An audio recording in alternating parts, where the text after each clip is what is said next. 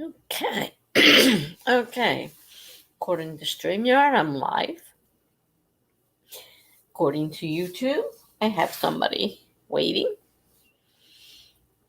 That's a good sign.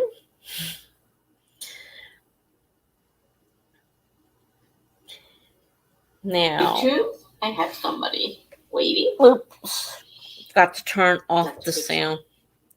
Got to do that. I have it on the other computer and I forgot to turn off the sound. Okay.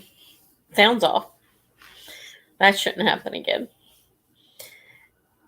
That's a little awkward when that happens. So,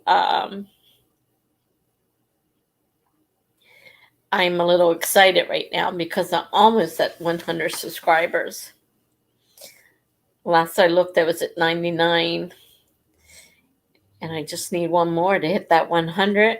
And then I have to plan my Ask Me Anything sprint. Oh, I'm going to do it live. I'm pretty sure I'm going to do it live, not just a video. And if people show up, they can ask questions in the audience. Plus, I put a list out on my Instagram. My name there is Tessa Writes Full Time. And you can direct message me with questions there. I have my email addresses are in the description below. And you can also put any questions in the comments. So I figure, well, I only have one more person to go. It shouldn't hopefully be too long. So I'm going to start gathering my questions. So I have some when the time comes. And I watched Laura's today, and that was exciting. She hit her 100, so she was doing hers. And I'm almost there. So for an introvert, I'm doing pretty good. It was awkward at first, but I've been finding YouTube more fun than my blog because I'm a blogger. And I've been trying to keep up my blog too, because that's where I usually post my stories when I write my poetry, my stories, short stories. I even have, a longer, not really novel length. I don't think I ever really got to what would be considered novel length. But on my blog is a section that has the start of a memoir. So there are things on there to read. And there are actually 3 blogs. I just started a new one when I chose a pen name. So I have a lot of writing to do to get ready still for Nano. I'm not as prepared as I normally am. So I figured I would definitely do some streams. The other day we were doing 30 and 40-minute streams and we scared, I think, the people off. So at this point, I will try not to do that again because I don't want to scare people off. So I don't know whether the person who's here knows anything about me or even cares really, or if they just want to go ahead and do a sprint. So since I don't know for sure, I can go ahead and start a sprint. A way I can start writing on my, I have a lot of preparation still for Nano.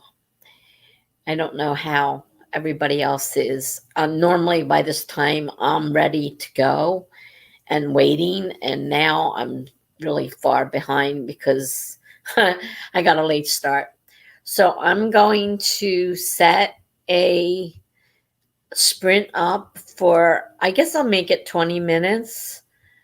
That's not too long. It's not too short. And see if anybody else shows up and go from there. So let me put my timer up.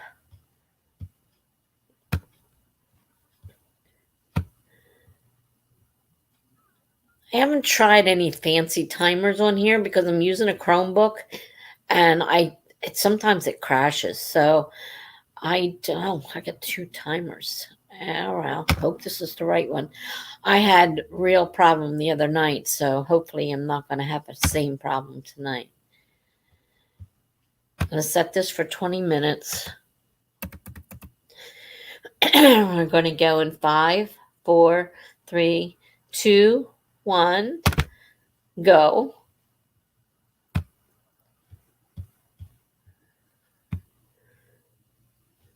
Okay, so far everything looks okay. Timer started.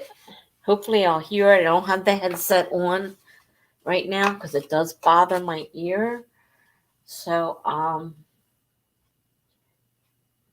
gonna hope that I hear it. I'm gonna keep checking back and see if anybody else pops in.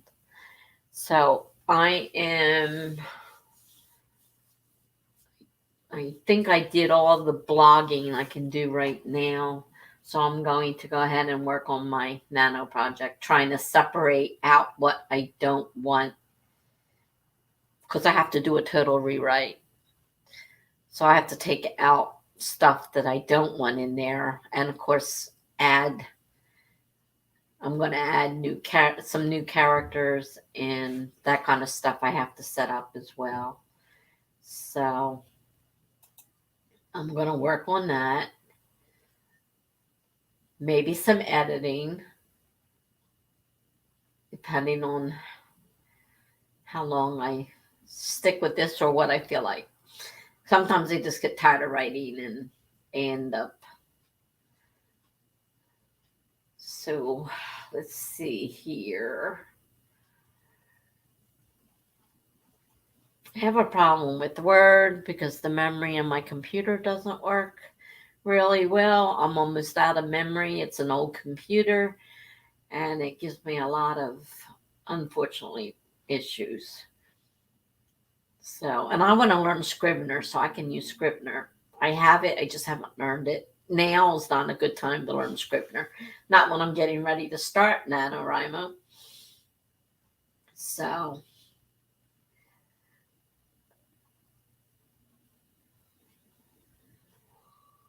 I will be quiet now. And you can go ahead and do. Oh, okay. Oh, good. Hi, Chocolate Witch. Nice to see you. Sometimes feel funny because I'm talking to myself. And I don't know what to say.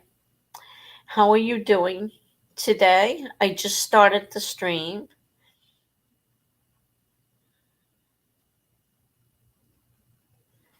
I made it just a 20-minute one after that after that episode the other day.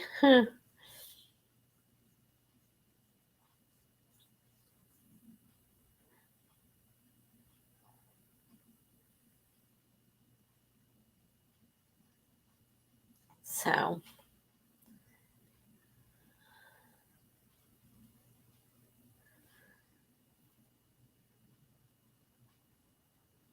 I am back to my figure out what I want to write.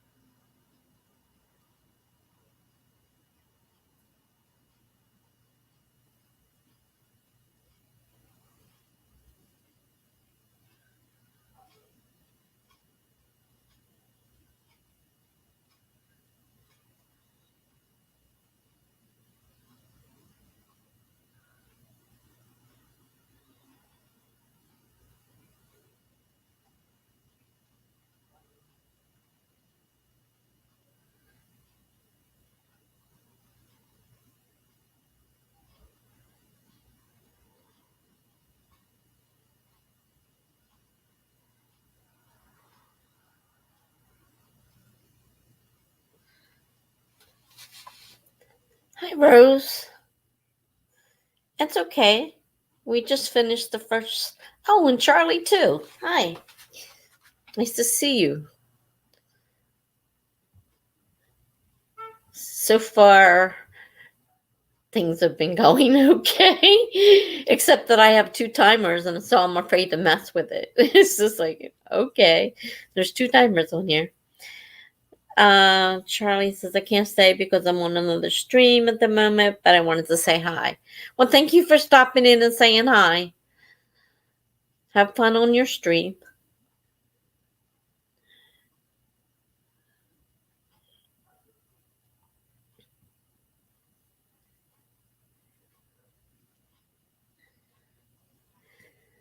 Shelby popped in. She has about 6 minutes working on querying right now. Hi to Shelby Wrights. Okay, let me get this timer to stop, hopefully. Yay. After what happened the other night, I'm a little weird about whether things are going to go crazy on me or not. Charlie and Dorset and I had a really crazy stream the other night. Come on. All right, here we go. Back on. All right.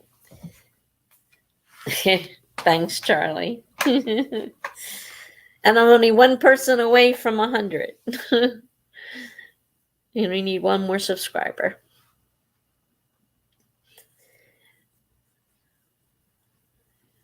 Okay, so we finished the first sprint. I got maybe like 75 words or so, because I'm still trying to figure out how to split this apart and make a couple characters one, which is hard to take two people that you created that are totally different and make them one. So it's taken that a little bit of time. So I got about 75 new words. How did anybody? I know most of you didn't get here right in the beginning, and we were only sprinting for 20 minutes. So if anybody got anything done, I'm not sure.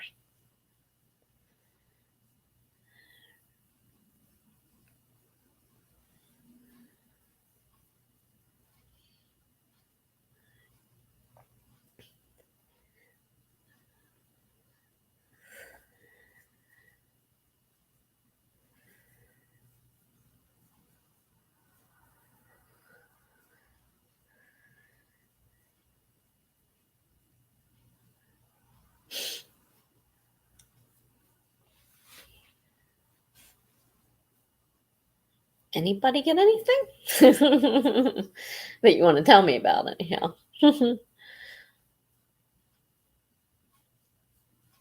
As I said, I know you guys all mostly popped in near the end, so you probably didn't get too much done. We'll have to do another sprint.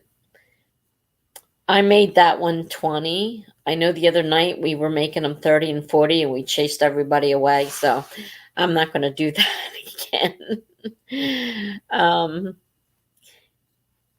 If anybody has any ideas, 20.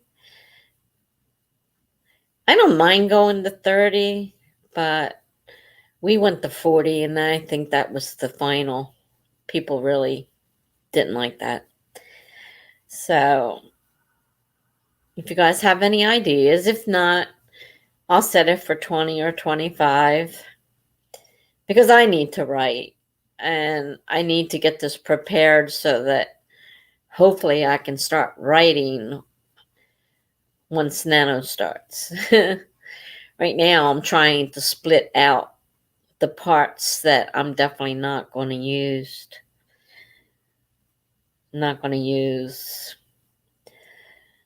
Which is complicated because it really changes my whole story. Not that that's a problem, because I had a lot of stuff in there that didn't really need to be.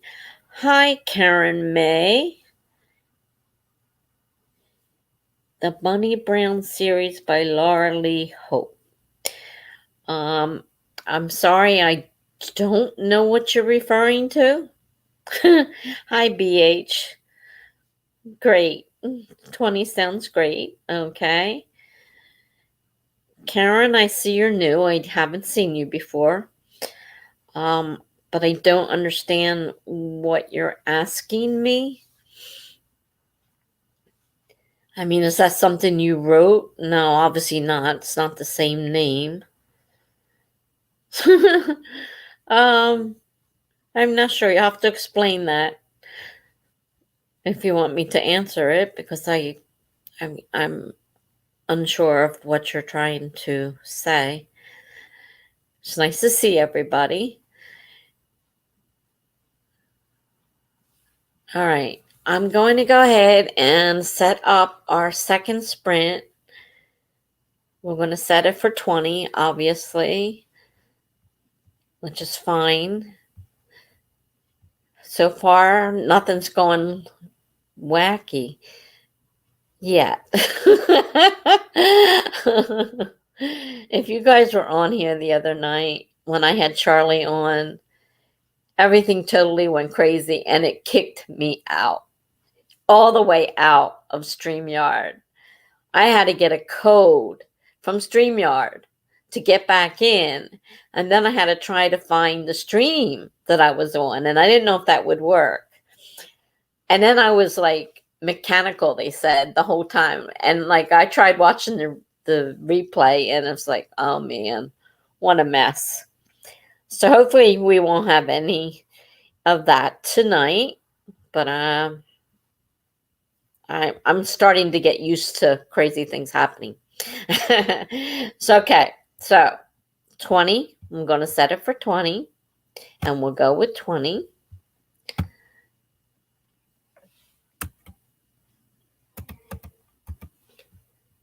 And we're going to start in 5, 4, 3, 2, 1, go.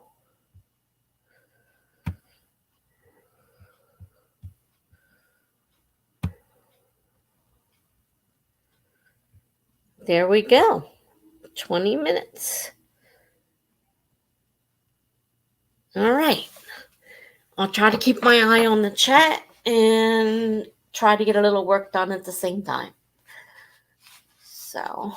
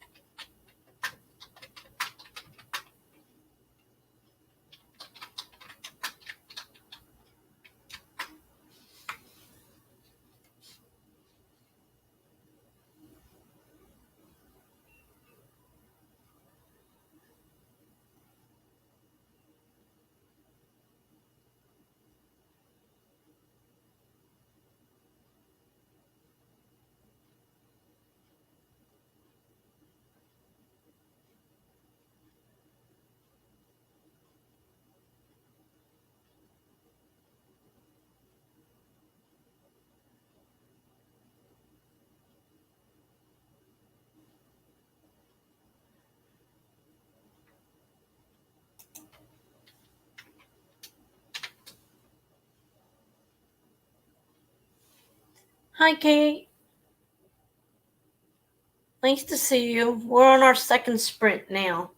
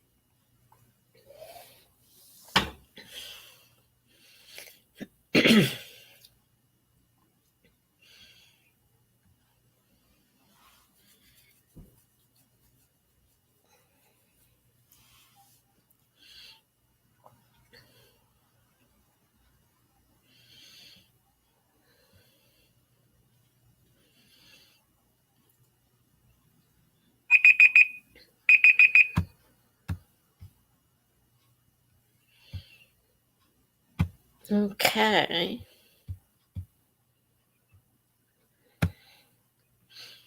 All right. That was another 20-minute sprint. I got some more words. I probably confused myself too. Trying to put some of this information in here to make sure that I include it. I'm not sure it's written really well. But I got a few more words. How'd everybody else do?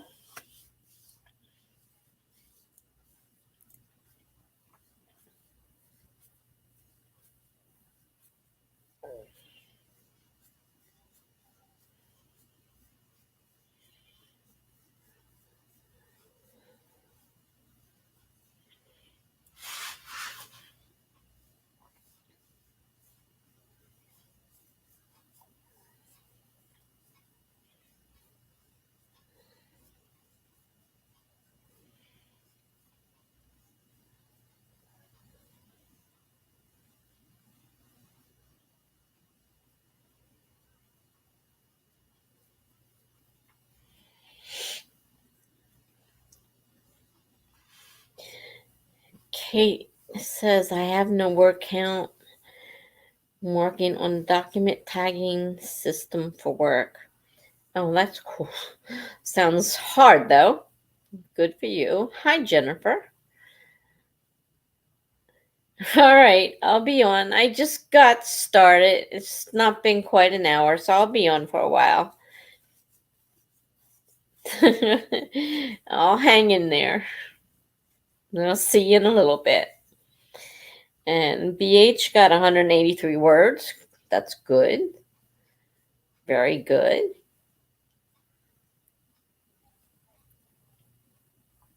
So,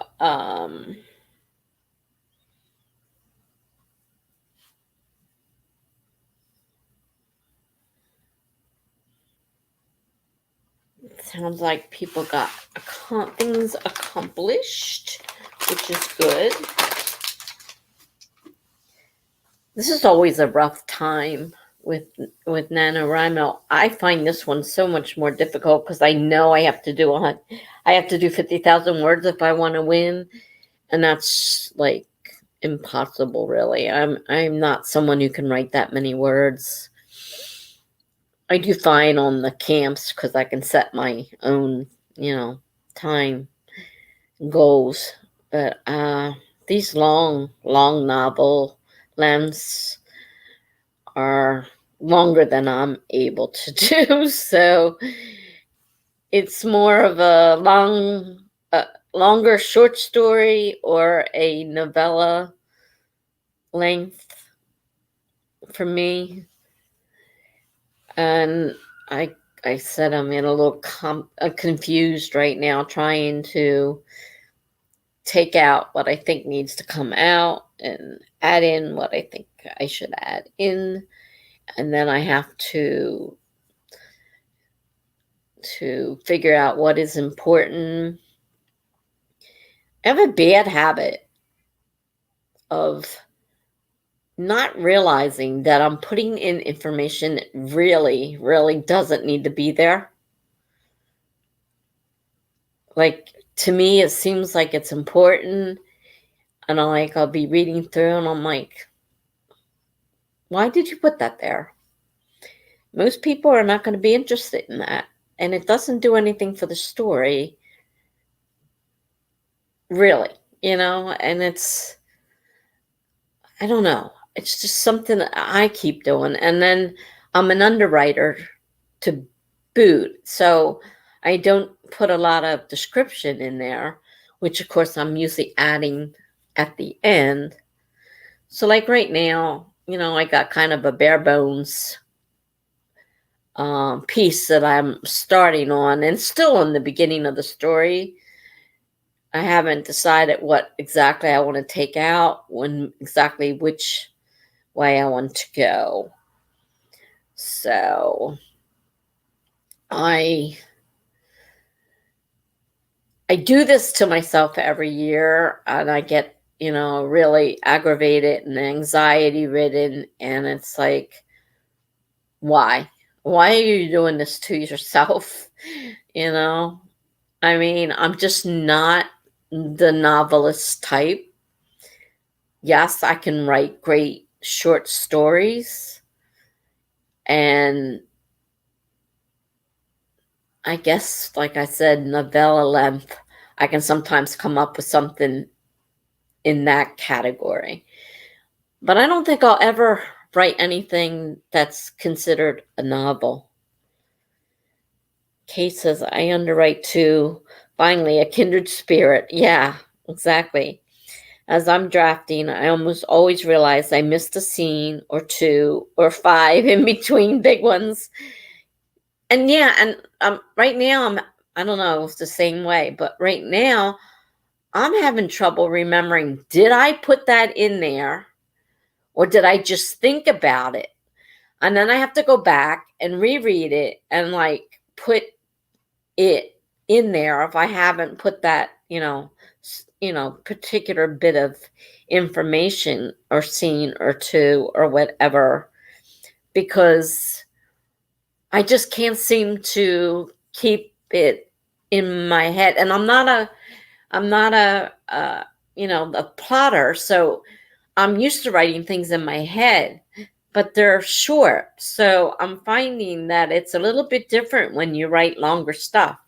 So even though I'm not a plotter, I'm having a problem remembering what I did and didn't put in the story. So I may have thought of something, but I can't guarantee I put it in the spot where it's supposed to be. So I have to keep rereading over and over again. And cycle seems like such a waste of time, but it's the only way I can seem to do it. And then I have to, of course, go in and try to put description in there, because there isn't really. Now, I started this one off and I tried to make sure that there was something in there that, would hopefully catch somebody's interest, and not just a very bland sentence. It's that, writing the first sentence. What I've done before is I will take a bunch of books that I have around the house. I don't have many right now, and I would read their first lines, trying to get an idea of what a good first line would be. And of course, obviously, I can't use it. I mean, but trying to get an idea how to start a story, because like I would have an idea, because I use a lot of prompts. So I have this prompt and I know what I want to do, sort of, but I have to figure out how to write it. And so it was like one of my very first stories when I first started writing again. And that was 10 years ago. And I had the prompt. I had a crazy idea for the prompt, and I mean crazy. And I'm like, I don't know if I should do this, but I didn't know how to start it. So I started reading the first lines of all the books in my house. And I came up with a couple ideas, and then, I played with, wording and how, and of course that helped change what my story was going to be about. It ended up being a 2-part story when I was finished. So, I posted it was my first blog post. And, my very first time of letting anybody read my work. And I was so afraid. And, I posted this story. And immediately people started liking my blog. And I was getting a bunch of likes. So I'm like, okay, I feel better now. And then I was able to go ahead and make a second part because I knew where I was going with the first part. So I got 2 stories out of 1 prompt. Let's see. Kate says, "Oh my God, the same. Even with all my outlines, I have to double check it if I've actually written a scene, if it was just an idea or if I put it in my notes." Exactly. I haven't found a better method than rereading. Okay, well, I guess we agree there too. I don't know either. And I hate having to keep rereading over and over again, but it's like I can't remember if I put it in there. BH says I have to say my first line in my head and keep changing it until it sounds better. Yeah, yeah, yeah, exactly. And I've changed this one over a couple times because I started thinking about it. I'm like, this doesn't sound right. And I was in the middle of another book. I was reading a mystery book because I'm writing a thriller. And there was a description in there. And I'm like, well, that ended up actually, I think, becoming my first sentence almost. Using that description gave me an idea of a first sentence for my thing. I thought, well, that makes sense. So, yeah, I mean, this isn't as easy. I know some people crank out books by every month or two. I mean, Courtney Project and her partner, they became Kennedy Fox and they crank out books like you wouldn't believe. And it's like, I think it's every few months, every couple months, they put out a new book. And I'm like struggling for months and months and a year. And some of these have been around a long time, and I go back and I kind of mess with them a little bit, but nothing's ever getting finished. I'm not getting anywhere. I mess around with them. So it sounds like you guys are all in the same kind of situation I'm in. It's I don't know. I don't know how to make it easier. And I'm not an outliner. So okay, so Kate says she uses outlines and still has to make sure. And I don't use outlines. And I kind of use like my first draft as it's sort of an outline because it's pretty bare bones. I mean, there's not a lot of description and stuff in it. So I guess it's sort of an outline, but it's all written, out of my head. And I don't know.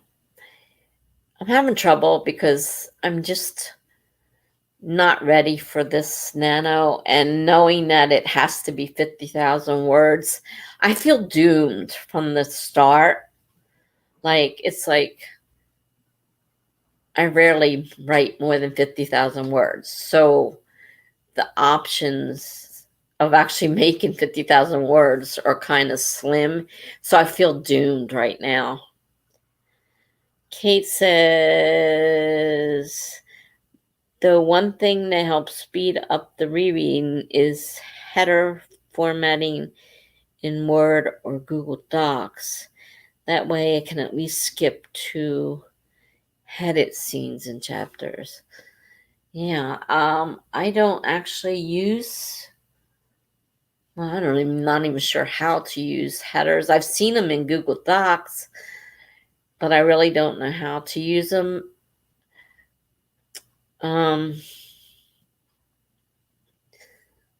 I mean, I guess it's an idea, but I'm not sure exactly how to go about doing that.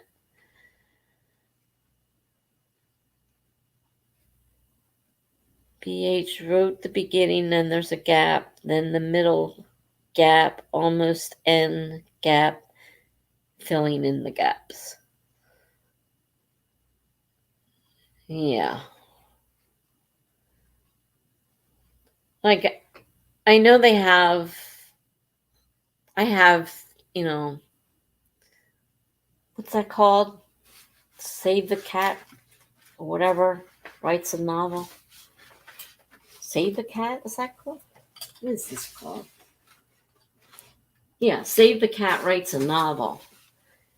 And I tried reading it, and I started having anxiety from that because I just couldn't seem to follow it. And they say, you should have this, this, and this, and this in a story. And I'm like, I don't know how to go about doing that. Have the different beats, as they call them, or whatever. Like I'm used to writing short stories, and there isn't stuff like that in there. You just write a short story. Kate says, I do feel like Nano is more about sitting down for a writing goal. Some people like to make a different goal, like writing every day instead of setting a word count goal.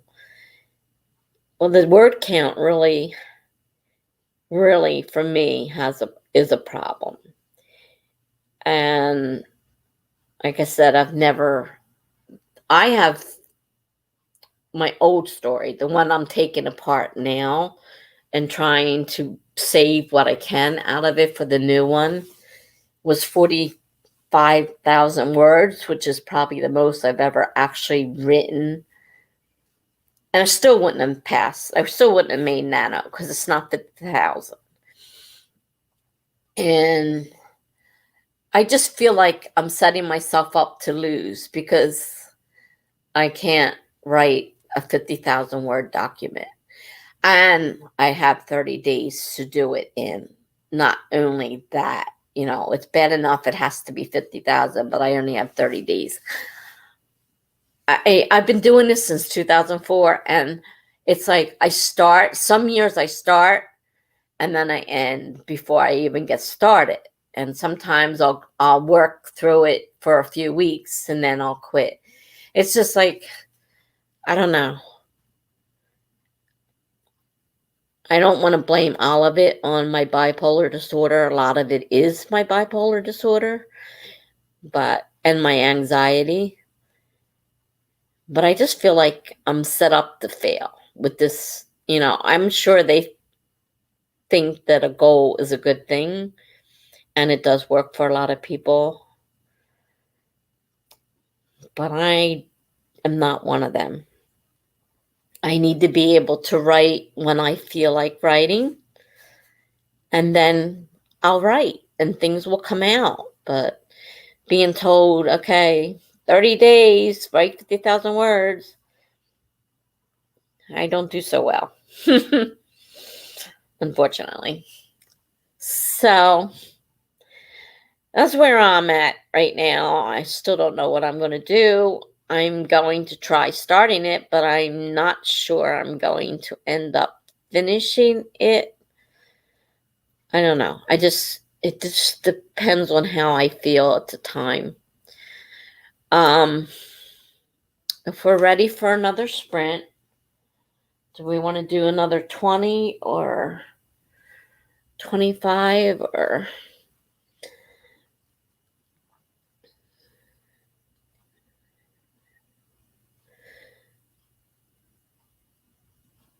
All right. Kate says, one thing I heard about Nano that helped me is that there's no such thing as losing or failing at Nano because any words on the page are words you didn't have before.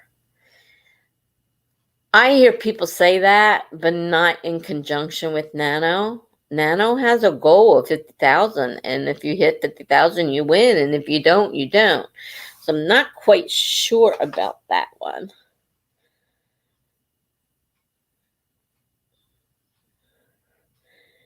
A lot of people will say that, the words that you have are better than nothing. But yeah, if it doesn't work for you, that's A-okay too, whatever your best process is. I don't have a process either, and that's, I know some people have a set thing that they do, and they just mosey on through it, and they're done, and it works, and I don't know what to say. I'm having a little rough time right now, and it's almost time for Nano, and I don't feel ready, and I really feel, even though I've got this story and I've got a pretty good grasp on where I wanted to go with it, I just don't know that it's going to be a 50,000 word document. So, All right, so we're ready for a sprint. I've got a 25 here. Unless anybody objects, I will set it for 25. BH says, I haven't done Nano. I'm not sure if it is for me.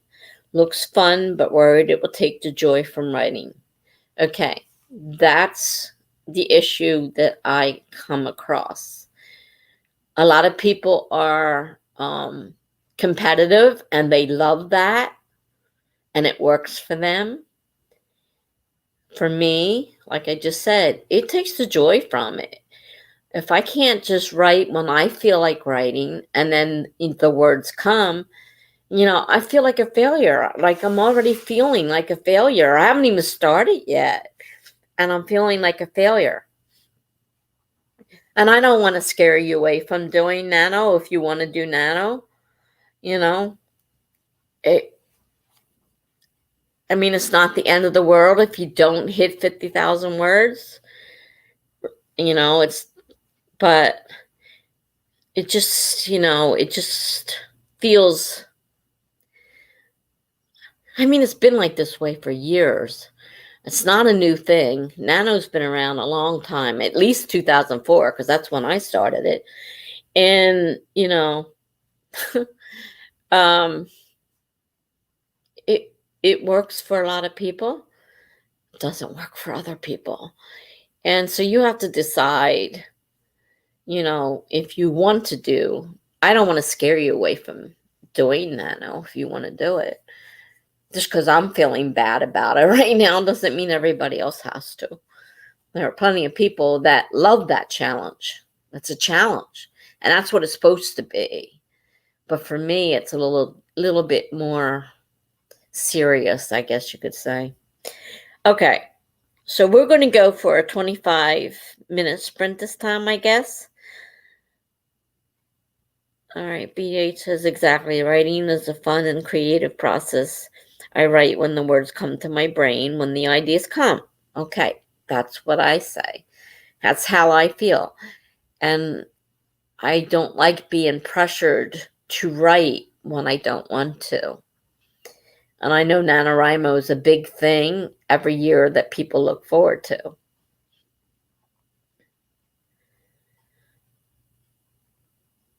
Katie, okay, that's a great point. It really doesn't work for everyone, and that's okay too. Yeah, and that's, and I'm not saying that they put the pressure on. I'm the one putting the pressure on me. They're not putting the pressure on. I know what Nano is going into it. I'm the one putting the pressure on me. And, I see plenty of people go on here after it's done and say, and these are the people that write all the time. They've published novels and had them say, I didn't win Nano this year. And they just take it in stride. So, for me, I don't know. I'm making a bigger thing out of this than they are. And I don't know if I really should do it. Maybe I should just stay away from it because I'm just really making myself upset, and that's not the idea. So, okay. 25 minutes. Nobody said anything different. I'm going to set it for 25. Jennifer should be home soon. She'll want to grow trees. That'll be her job. Okay, so let me set the timer for 25 minutes and see what I could do. And maybe I'll just stay away from the story and work on something else. I can look for another thing and put it on my blog or something. I don't have to do Nano. Nobody's making me but me. So, okay, we're going to start in 5, 4, 3, 2, 1, go.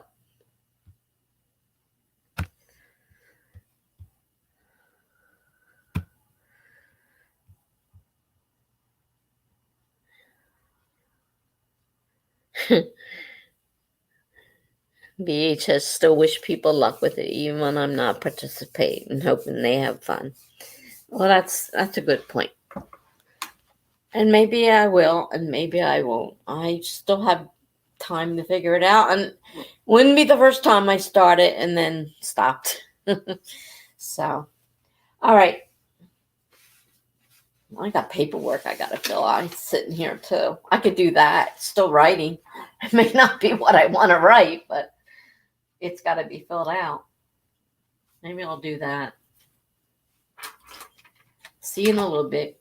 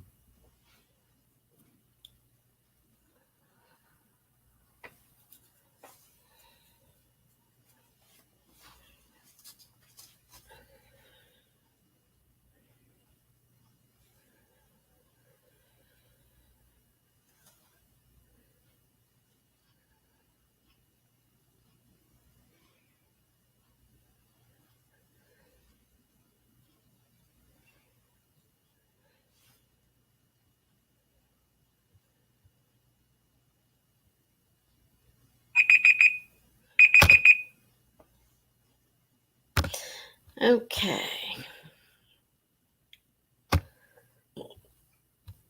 Another sprint done. I was filling out medical paperwork. Excuse me, I hate medical paper. I'm not done yet. I don't know how many pages here of stuff to fill out with all my medical ID numbers and all stuff. I got the hiccups, excuse me. So I spent the time trying to fill this out, which I'm not very happy with. And I'm so tired of getting new doctors and filling them out. And now that I have Medicare is a pain in the butt. And they're causing me all kinds of issues. And I was supposed to get a sleep study done the other day, which I had done.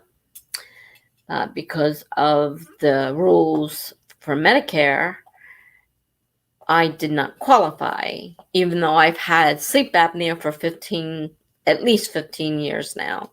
And I've had numerous machines. Because Medicare has its own rules, I don't qualify. So now we're trying to figure out what to do because I can't stay awake. So I'm really not happy. Yeah, Kate, paperwork is a headache. And this is just to add another doctor to the already huge pile of doctors I already have. And I have this issue with the sleep study, and I don't know. At this point, they're refusing to give me the machine that I need to sleep with because I stop breathing when I'm sleeping. But it's just not enough times a night for Medicare. I need to practically, I guess, die before it'll be enough for Medicare. So I don't know what's going to happen with that. All I know is that I have trouble staying awake. I've had this before where it's so bad, when I'm driving, I fall asleep when I'm driving. It's not good. I fall asleep sitting at my computer. And I'm sitting up. So you would think that would be enough to keep you awake. No, not when you have sleep apnea. So I argued with them for quite a while today and got me nowhere. And I don't know where we're going at this point. As of right now, I do not have the machine that I need to help me breathe at night.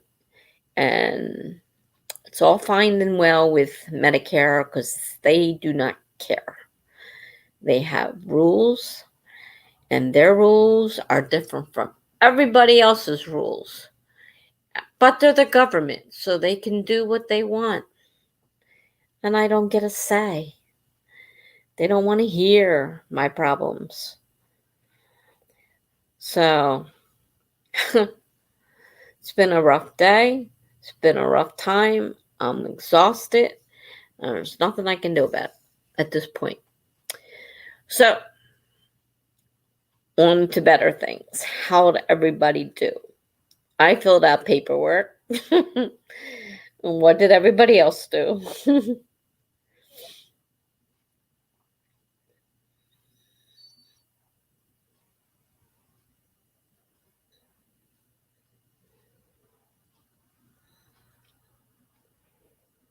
It's getting hot in here, too. I live on the 6th floor, and it gets so hot up here.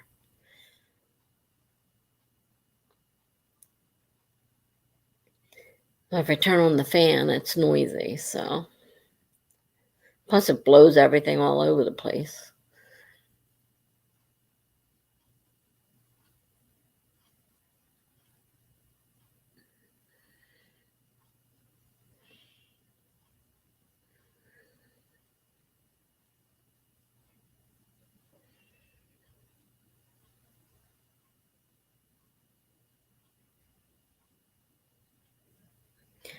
Oh, I think I'm daydreaming. Okay, so I'm still working on this metadata tree. I have to check in with my boss first thing tomorrow morning, so I'm trying to finish as much as I can. Oh, that's rough. Definitely rough. Good luck with that one.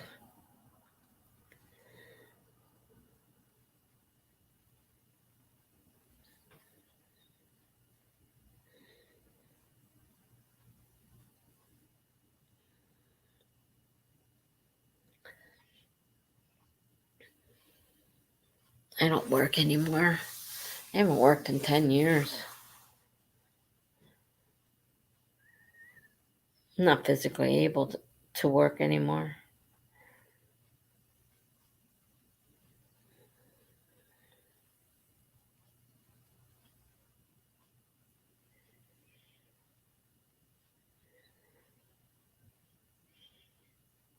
I'm not even going to pretend that I know what a metadata tree is because I don't. And maybe at one point in my life I did, but right now I don't. I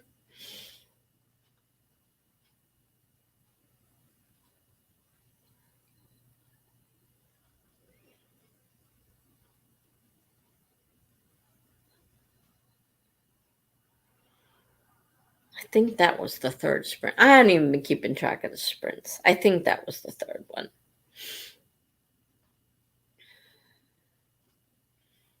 Going by time, it looks like about 3, yeah.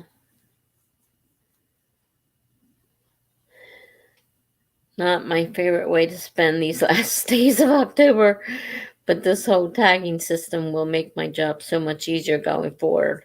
Well, that's something to look forward to, anyhow. Definitely. I used to do that. I used to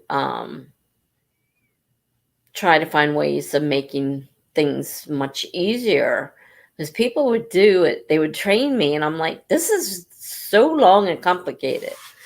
I'm like, there are easier ways of doing this.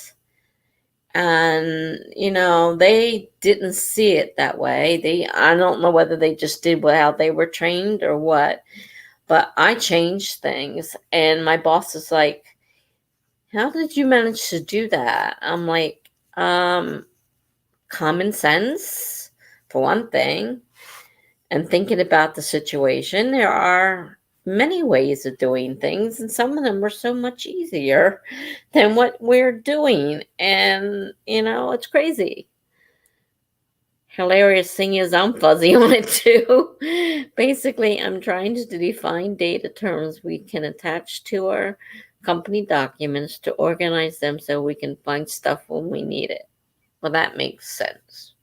Makes perfect sense. Okay, that makes sense.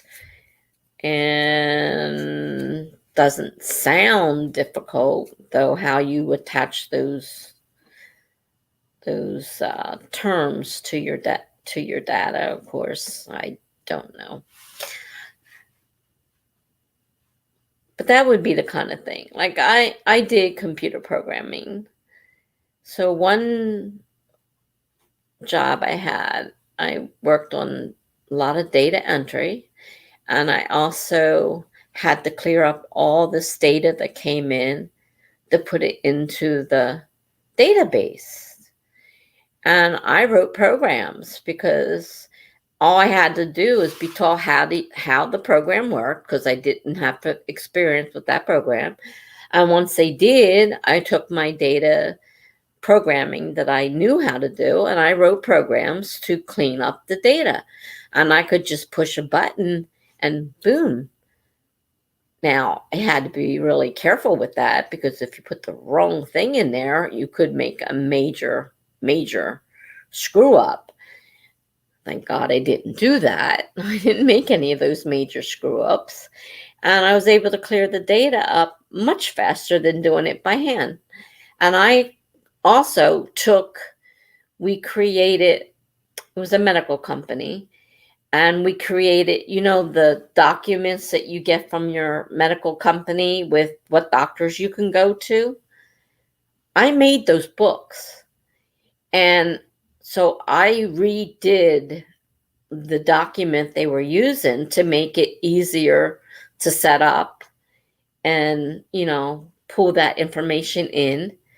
Eventually, it went from being booklets, which I was the first job I got there, was making the booklets, photocopying it out, binding it, and doing all that.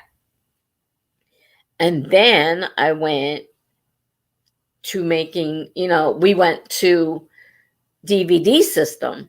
So I created huge databases and it was much easier to put it on a DVD and let them just print out as many copies as they needed instead of us printing out and charging them X amount of dollars for, this book. They could go ahead if they wanted to print out what they wanted. So they were on DVDs. So let's see. In principle, it's pretty simple. In practice, this company does a lot of different stuff: facilities work, software development, security, staffing. So trying to make the data tree sensical is, well, oh wow. Yeah.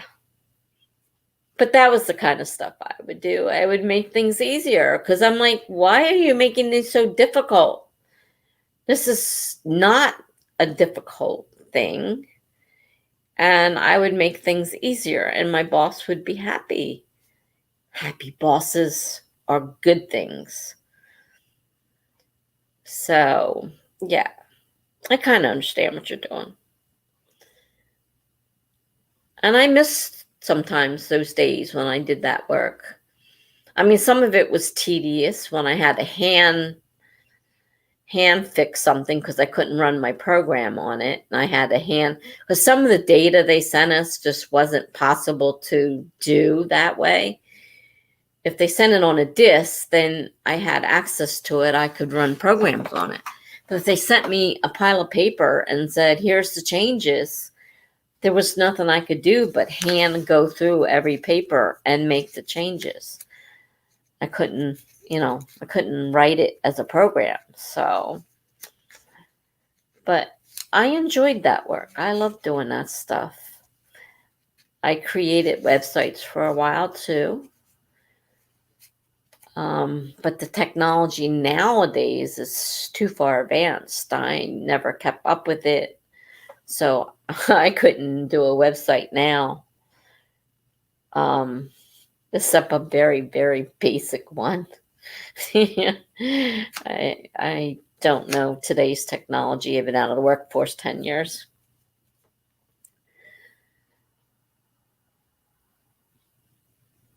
So it's so important to have everything centralized. Yeah. My boss basically brought me on to do all this stuff while everyone else stays on top of the day-to-day stuff. Okay. Page by page changes. Whoa, that sounds like it could get tedious. Yes. Because that's how they set it up. So that's how they sent it. And they would send us this huge pile of paper. And there's no way of doing it except hand by hand, each piece of paper, check the record, make sure there's no changes. And, there was no way of doing it any other way. But if I got a disk and all the changes were in, an Excel file or a Microsoft,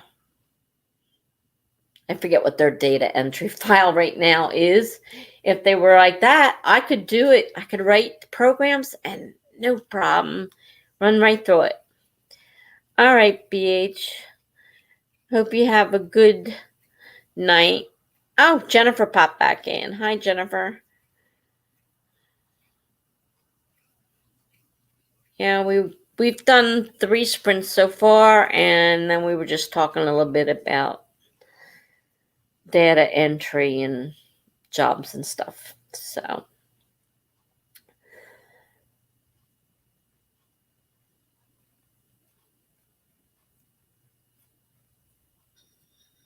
I gather you're done and home. So it's nice to see you, Jennifer. I don't know what you want to do. We just got done a sprint. If you want to do a sprint, if you want to do trees, I'm leaving the trees up to you. I'm I'm exhausted. Jennifer says that's what I do at my office, data entry. Oh, the days of data entry. I've been out of the workforce 10 years now, so but yeah, I spent a lot of time doing data entry. And not just regular data entry, but I actually went into the system and updated the system, which means if I made a mistake, I could bring the whole system crashing down, which was really scary every time I had to do that.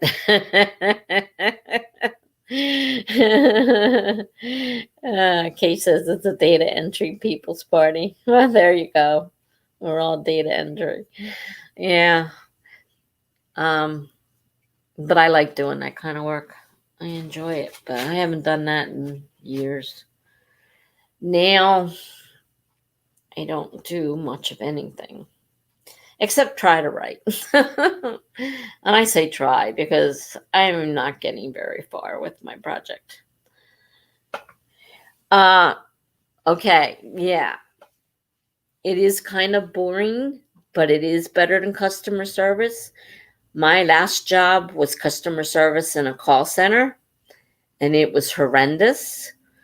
And I would not want to ever do that again. It was absolutely awful. So yeah. Well, we were doing 20 and 25. I mean, the other day when we did that 40, we cleared the room. Right now there's only 3 people here. So we can do a 30. It's not that big a deal.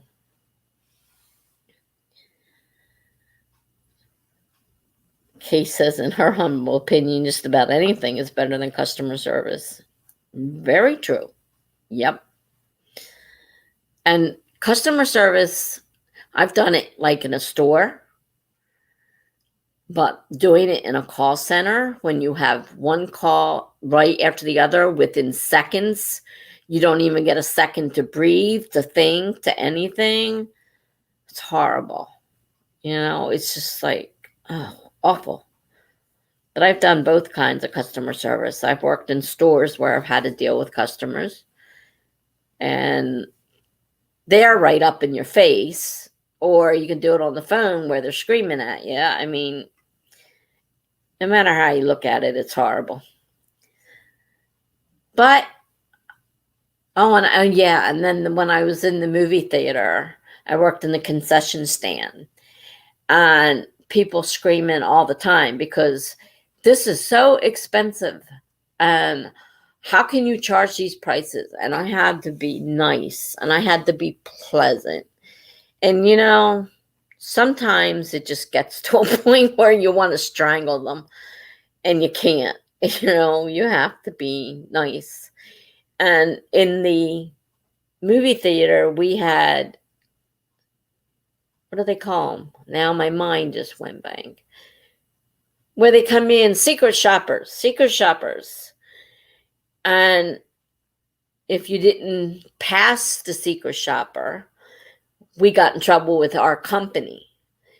So not only didn't you get the reward from the secret shopper, which was usually $50, you got in trouble with the company if you didn't get it. So you had to be nice to these people no matter what kind of crap they threw at you.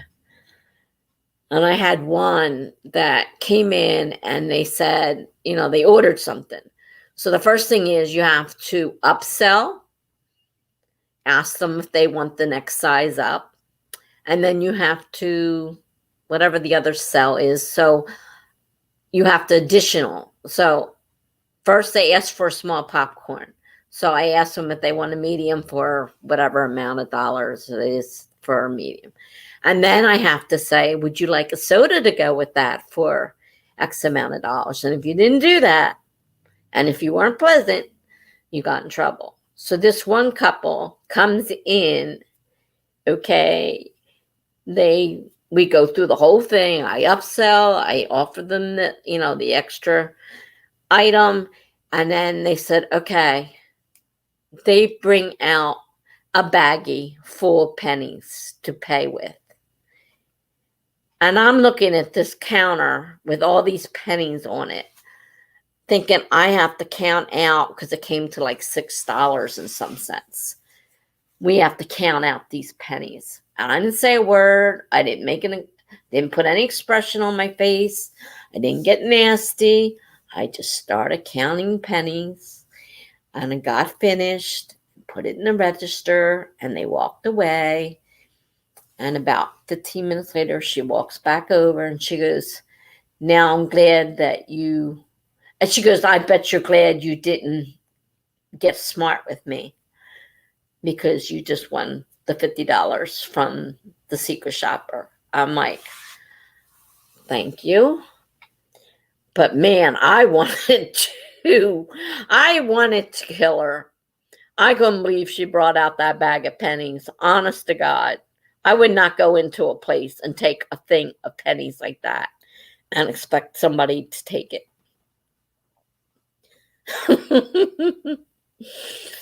And that was the other thing, yeah, about not customer service, we aren't the ones making policy.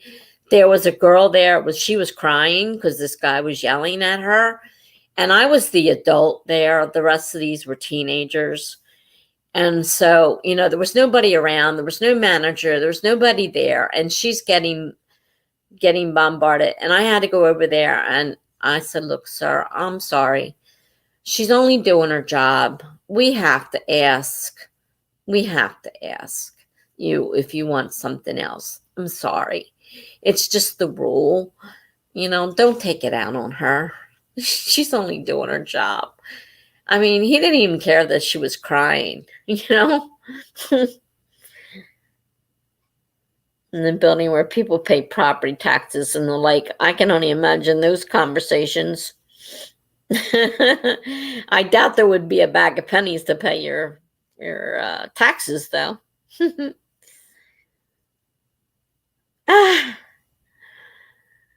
16K in wrinkled $1 bills.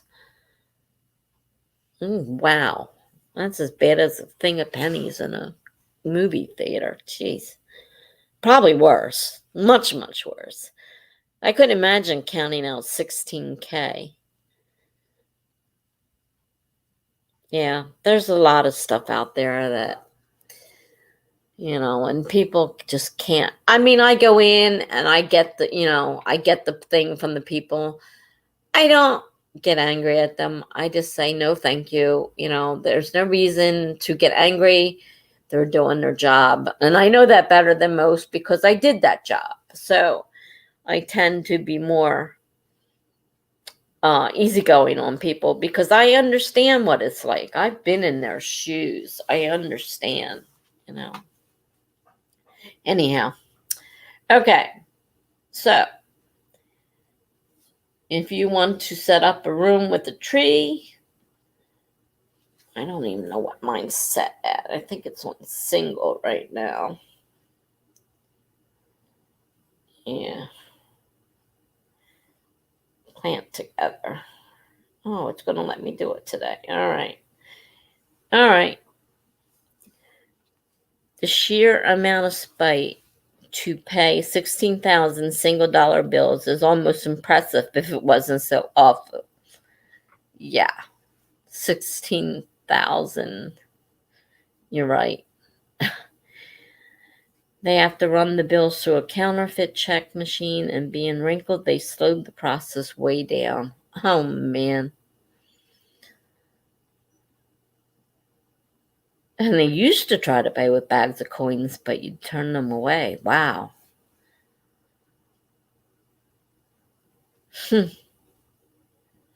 thought I had it rough. All right. Here's the tree. Let's see if I can get in here. Put in the code. Got my glasses on. At least I can see it.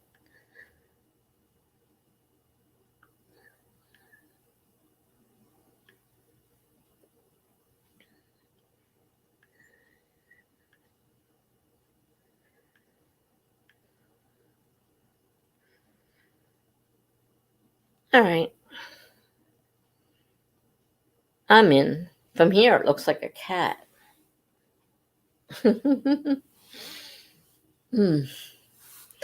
Okay, so we're going for 30 this time. Yeah, property taxes do cost a lot. In the thousands. Holy cow.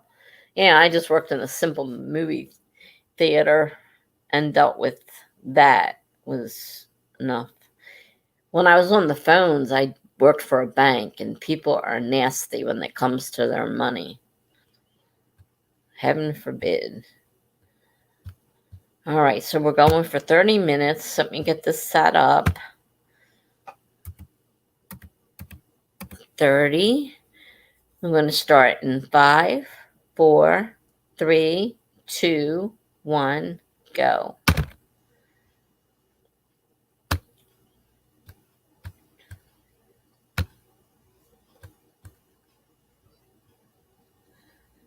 Guess I could put the banner up. I haven't remembered all this time.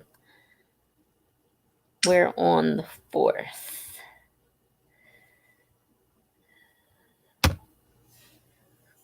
For sure we're on the 4th. All right. There we go. Back to my paperwork. See you guys in a little bit.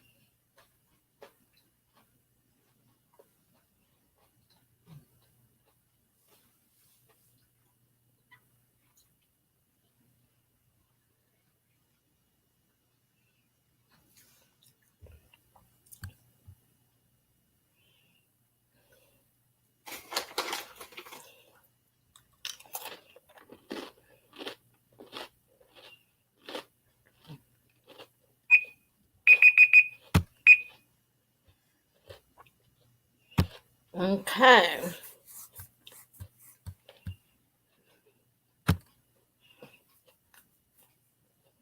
Now, I finished the medical form. I did some writing on my nano project. Of course, I changed the story, so it's really mixed up. So I got a lot of things I have to take out of it to get it to make sense. So I did get something done. I mean, it wasn't totally useless. And I did take some of my medicine that I had to take. But my blood sugar course has dropped. Every night I go through this, and they just changed it. But they changed the hours from midnight. And this is not even midnight, and I'm already having those. So may have to change the other time frames. Let's see. Jennifer got 539, but she needed to restart the laptop. Hey, that's pretty good if you had to restart your laptop. When I have to restart my computer, it takes me forever. Sorry, I'm still eating, but my blood sugar is like super low.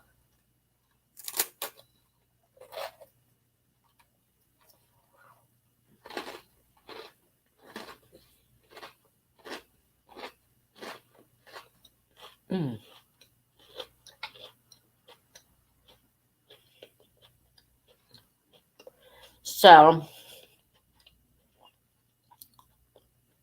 breakfast was done. Kate says she should be ready for her meeting tomorrow. That's good. Might get some writing time in after that. Well, that's good. Hope you can get some writing time in. I just was looking over a page and I thought, wait a minute, sentence doesn't make sense. And then I remembered, oh, that's right, I changed that part. There's another part I gotta fix because it won't go with my new story. So, hi to Mama. Joining you on the phone today because YouTube won't load on my PC for some reason. Oh, that really sucks. I've had to do it on the phone, and yeah, I'm not real good with the phone, so that would be difficult. But I'm glad to see you. We just did the 4th sprint, and I got a little bit of mixture of everything done tonight. I've been doing medical forms. I've been doing my blog. I did some work on my thriller, and I was just telling them, I looked over and I looked at a sentence and I'm like, wait a minute, that sentence can't go there.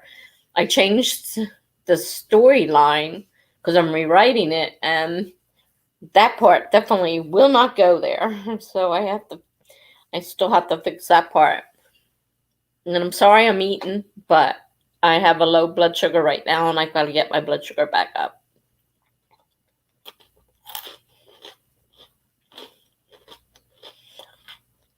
Now, I don't remember if you do the trees, but Jennifer is setting up trees for us to grow. Let's see. What did we get? Looks like a cat. Looks like a cat. Okay. I think I finally got enough I can actually buy another tree. I'll have to look through the trees and see what I can buy. So, what time do we want to do our next? You don't do the trees, but they're cute. Well, it's to each his own. When I have to set them up myself, sometimes I don't bother, but if somebody else sets it up, I usually join in. How long do we want to do this sprint? We just did a 30. The first 3 were 20-minute ones, I believe. And this one was 30. Another Jennifer wants to do another 30 by all the fall trees. Well, I don't know how I'm going to do that because I think I only have enough for one tree. But I have to check because I don't know what the costs are on the trees. I mean, I think you can. I know Courtney from the Courtney Project buys extra things so that she can get extra trees. I mean, maybe I can buy something because I don't have very much for selection. All right, 30. Well, looks like it was pretty unanimous. 30. Great. Okay, so we're going to go for 30. And I'm going to set it up for 30. Jennifer's going to set the tree up for whoever might want to join in on the tree. Oh, that's right. I didn't get the code yet before I'm setting up the thing, and I didn't get a code, so I don't want to start the timer till I get the code. Can I get back to there? If you pay about $1.99, right, can't talk. Sorry about that. If you pay about $1.99 a month, you double your coins. $1.99 a month isn't that big a deal. Maybe I'll look into it.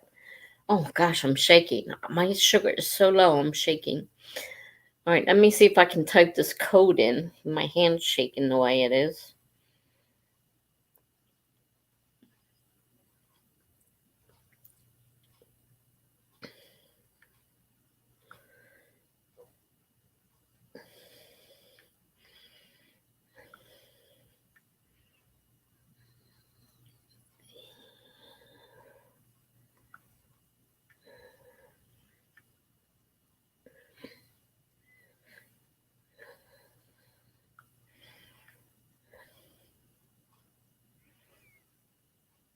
Oh, a pumpkin this time. And yes, I'm in. Okay.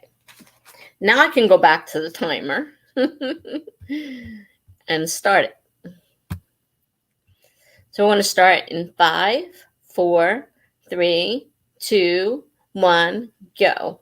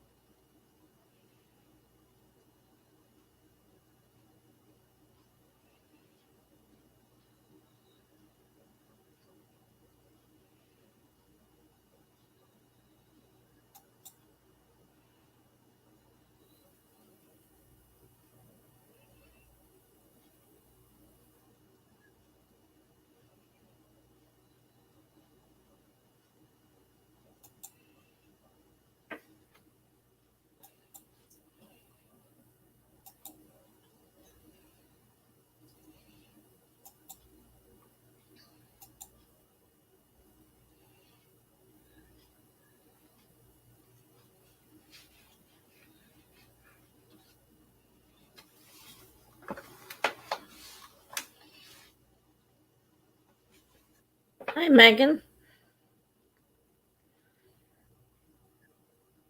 If I missed you, good night.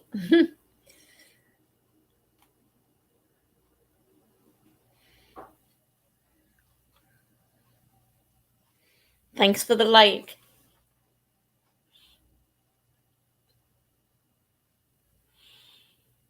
Now I just need one more subscriber and I'll hit 100. I'm at 99. Last I checked, I was at 99. I'm almost to 100.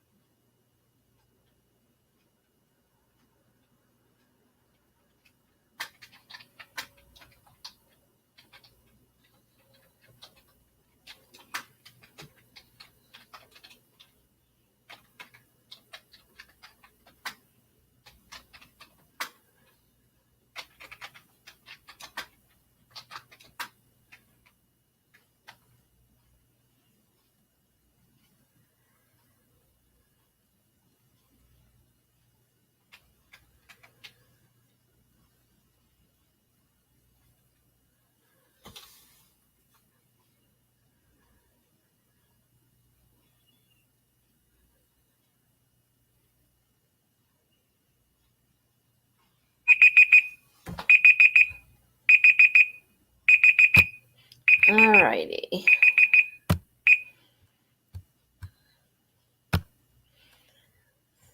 Okay. So how'd everybody do? I'm getting more and more confused the more I write. I don't know whether I should print this out and try to do it that way or what, but I'm getting so darn confused. Can't figure out what I did right and what I didn't right.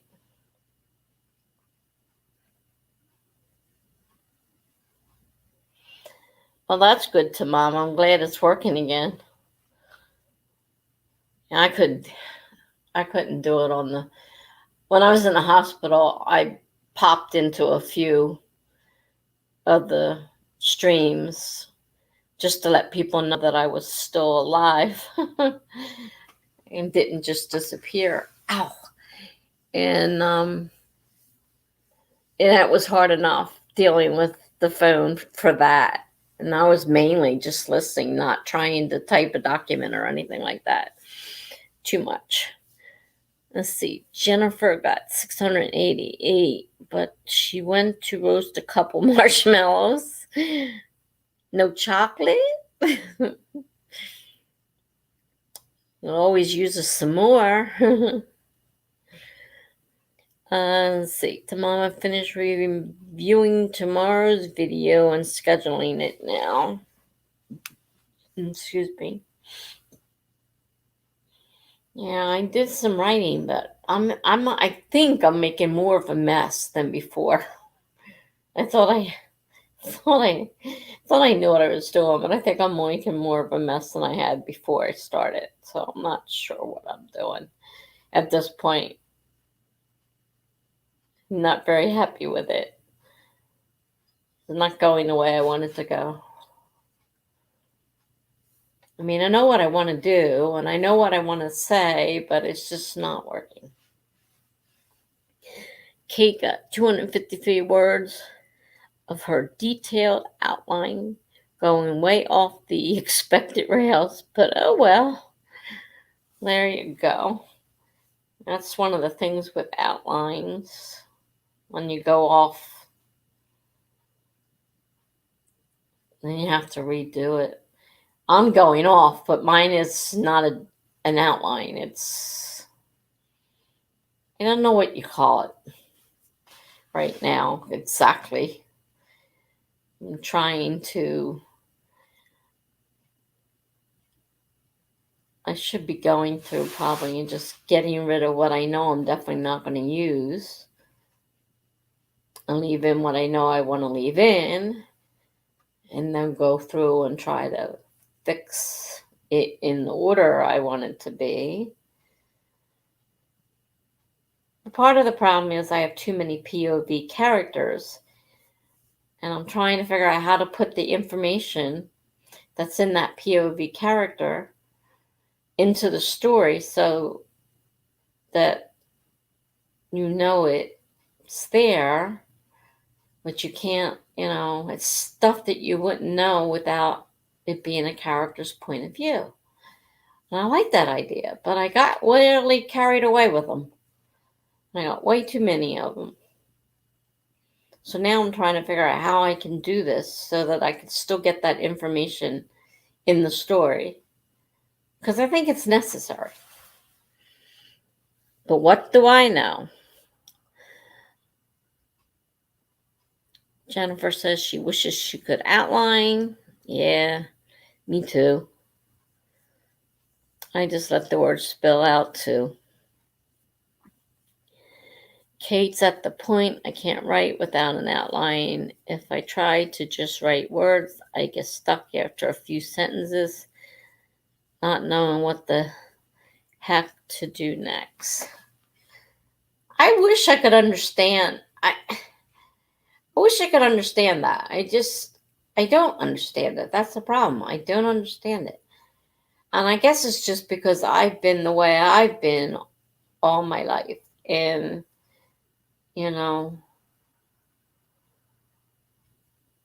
I know what's coming. I mean, the whole story's in my head. But I don't know. I know some people can't do it without outlining. I mean, the ones people like the Courtney Project and her partner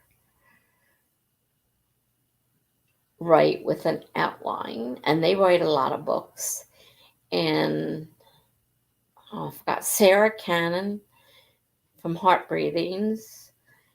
She writes detailed outlines, color coded, and the whole bit. And she writes a lot of books. I mean, these are people that are putting out tons of books. And I'm struggling over one little story. So I can't imagine. And they do this and put books out every couple months. So I don't know. I wish I could figure it out. But I don't think I'll ever figure it out. And I'm more, like I said, I'm used to short stories. And of course, they're a lot easier to write by not outlining.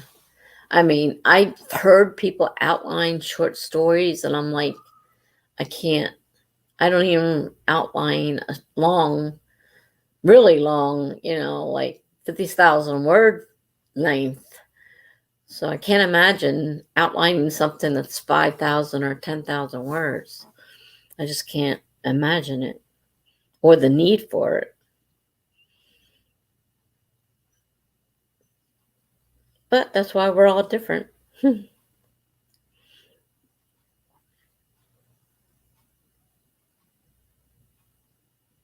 I think that was the fifth one. I am not absolutely positively sure.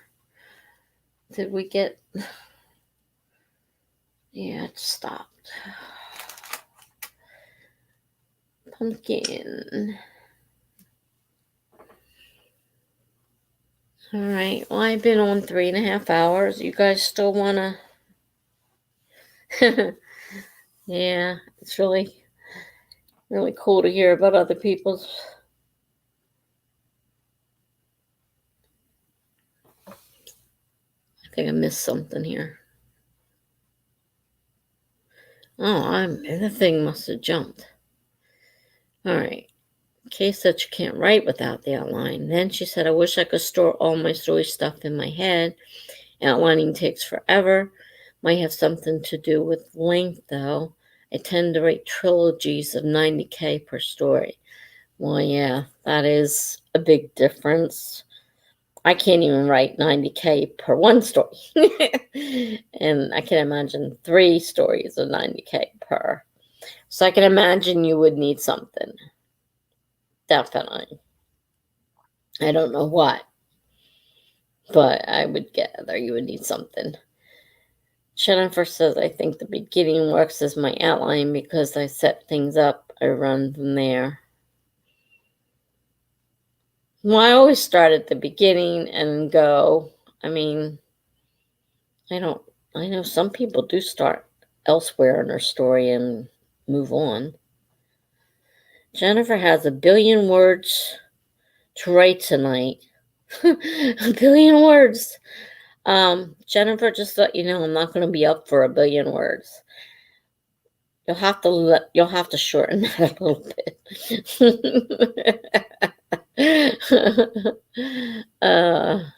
Well, this thing just jumped again. Let's see, get over there. Jennifer, do you use Scrivener to Kate? I have to learn Scrivener. I have it, but I have not learned how to use it yet. I understand there's a lot of stuff in there that may actually help, but I have not used it. So I need to, on a non-nano month, try learning how to use Scrivener. And I know there are YouTube videos, and I was saying the other night that I could set the YouTube video up on on this Chromebook that I use to stream on, and use my PC, which has Scrivener on it, because Chromebook, you can't download anything. So the Scrivener is on my PC, and I could run the YouTube videos and try to follow along. I've thought about it. It's possible. So Mama says she's still going. Okay. That has saved my organizational skills with the notes I jot down. And Kay says, yes, Scrivener's my best friend, my ride or die, my bae, my boo. So Kate's still down for sprinting too. Tamama says, I make outlines, but they end up being more suggestions to myself that are often ignored. Yeah, that's what mine became. I spent all of June trying to get ready for July, and I was going to do this outline, and an hour into the thing, I just threw the outline away. I said, this isn't working. Not doing what it says, not doing anything. And I just didn't try this time. To Mama says, Scrivener is easier to use once you delete all the fluff you don't need. Yeah, bad person with fluff. I always got fluff. Like, what is this stuff? People don't care about this stuff. What am I putting it in there for? Jennifer says, I am certain I don't use Scrivener to full capacity. I just do the first draft there and make my notes and stuff. Yeah, I don't know much about Scrivener. I know there are people that love it, but I've never tried it. I do have it, though. Jennifer says I probably need to watch a tutorial and figure out how to really use it. Yeah, well, that's what I was saying. I think, I know there are YouTube videos on it. Alexa Dunn did some basic ones, which I guess I probably should start with the basic. And then there's a few other people who have done more intense ones, with more of the stuff that's available on there. I never watched the tutorial that came with it either. There is a tutorial that came with it, but I didn't watch it. I don't know if it works any better than Word, because right now with the memory issues in my computer, I don't know whether it would make a difference or not. Jennifer's happy that most of her projects for clients are on the shorter side and don't require a ton of notes. Yeah, that's good. Yeah, so what I've seen of Scrivener, obviously you can add notes, you can add your characters and stuff about them in there. I gather you can do outlining in there. I really don't know what all is available. And I really do need to figure out how to use it, because Word is just not being very cooperative. Part of it's Word itself, and part of it is my computer and no memory. See, Kate says there's a 3-hour comprehensive tutorial on LinkedIn Learning. I had that through my last company. Oh, LinkedIn Learning probably costs money then. Sounds great, but it probably costs money if you got it through your company. I've heard of LinkedIn, the site, but that's what I need, a really comprehensive tutorial, and be able to have that open at the same time. That's where I was running into problems, because I was trying to write notes like Alexa Dunn would be, giving notes out on how to do certain things, and I was writing it down, but I'm like, I can't see it, so it's not like I could, do it. I want to be able to see it on my screen and do it at the same time. That's how I learn. I learn better that way, being able to see it. So, all right. So we decided on another sprint. Time, are we sticking with 30 minutes or what?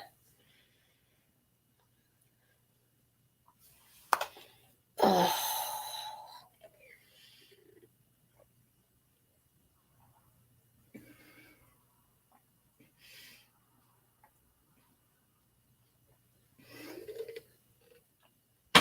I'm craving salt and I can't have any. Salt is a definite no-no. When you have congestive heart failure, you can't have salt. So I just had pretzels without salt. And out of all the pretzels I tried without salt, they were the better ones. But I'm really craving salt right now. Okay, wait a minute. Let's go back up here. LinkedIn Learning is $29.99 per month. And I'm sure YouTube has some good ones.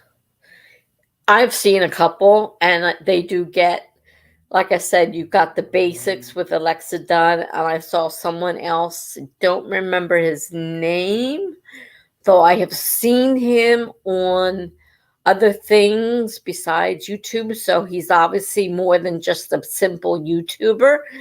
And he was going over some more, intermediate to harder parts of Scrivener. So I know they're available on YouTube. 25 minutes. Okay. Looks like we're going for 25 minutes this time. So go ahead and set up your tree, Jennifer.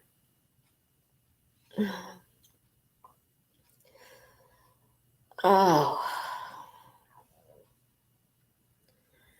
What is tomorrow? Oh, I have an appointment tomorrow at 10 o'clock. Can't sleep late tomorrow. That sucks. To get up tomorrow. The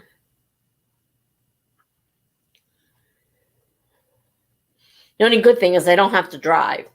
They're going to call me on the phone, so it's a televisit. So that at least helps. I don't have to get up and dress and out of the house. You just have to get up out of the bed. Actually, I don't even have to get up out of the bed. I can answer the phone right laying there. All right, let's see here. Put the code in.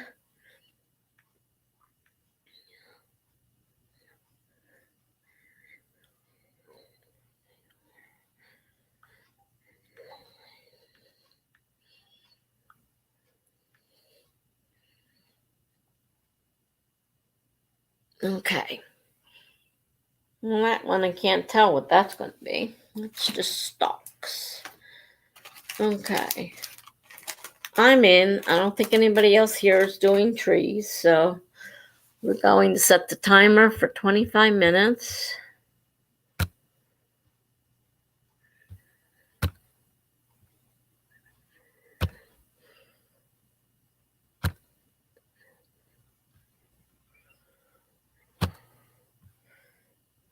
Ah, no. Bad timer. What are you doing? I want to reset it. It doesn't want to reset.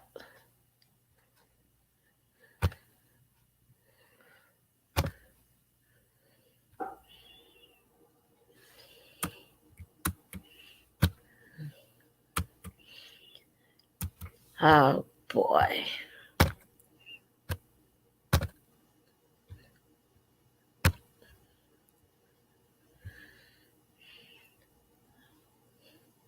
Stop.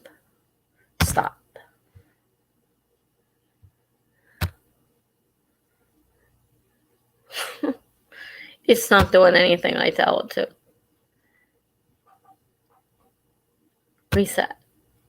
And it goes back to 30 again.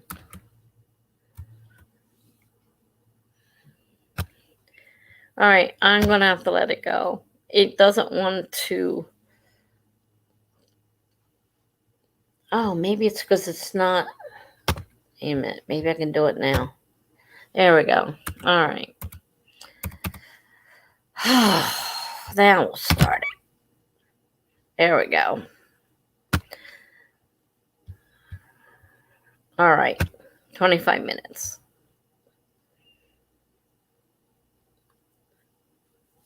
I got it. I had it still in maximize page, and it didn't want to restart. It kept going to the old one that I had set. So I finally got it. So there we go. All right. What do I want to do?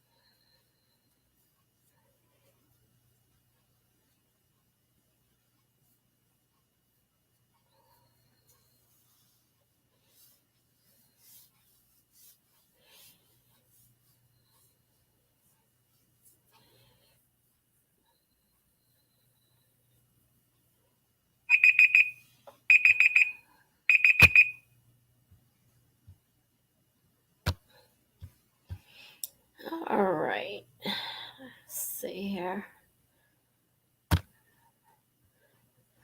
All right. Jennifer only got 491. That's not that bad. I'm not even counting because I'm doing kind of editing, switching things all over the place. I don't know what I'm doing anymore. I'm not writing a whole lot. I'm doing moving things around, trying to realign it because it's just not working right. I don't know what I'm doing.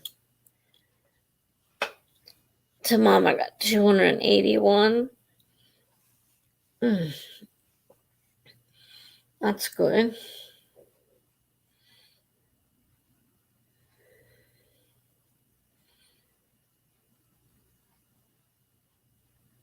Jennifer needs to write about 6,000 words tonight.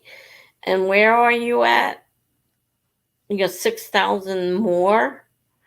Or that's your total and you've written some of that already? Oh, gee. 6,000 words. That's a lot of words. I mean, that's like a lot of words. Kate got 450. That's pretty good. 6,000 words. Not at one time. It's a lot of words.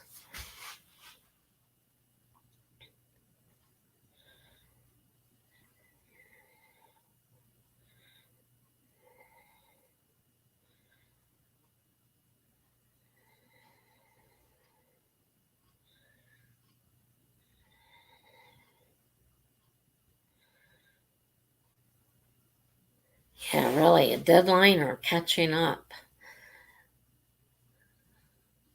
Even the daily word count, 6,000 words is a lot.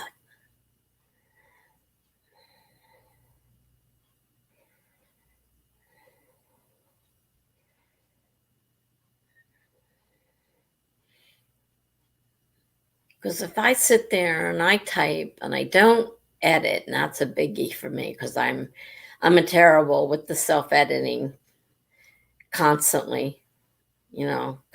Gotta edit as I go along kind of thing.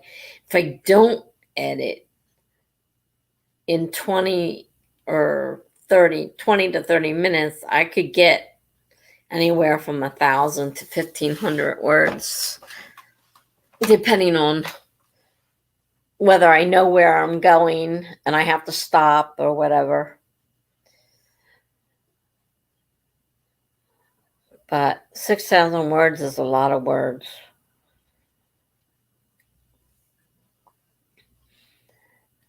And depending on how many you have, whether you still have 6,000 to go from now, I'm not sure I'm up for 6,000 words because I've been on 4 hours already.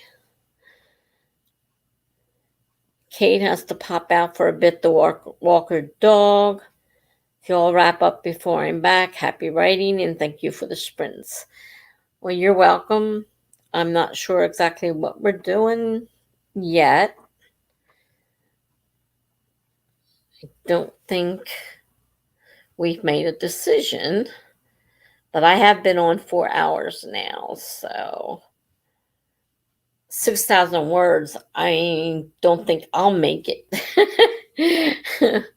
tonight for 6,000 words, unless you're a super fast typer.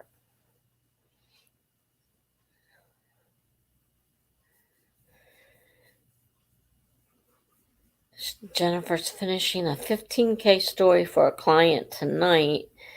Maybe tomorrow. Yeah, maybe tomorrow. 6,000 words. Whew. I don't know about you, but that's a lot of words at one time.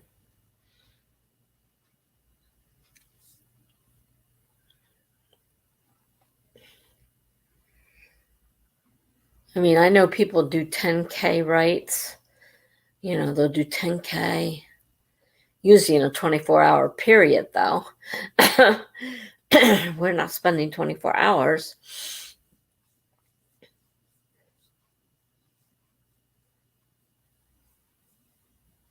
I mean, it's midnight now, and I do have to get up tomorrow for, like I said, I have an appointment tomorrow morning. So I don't have a whole lot much longer.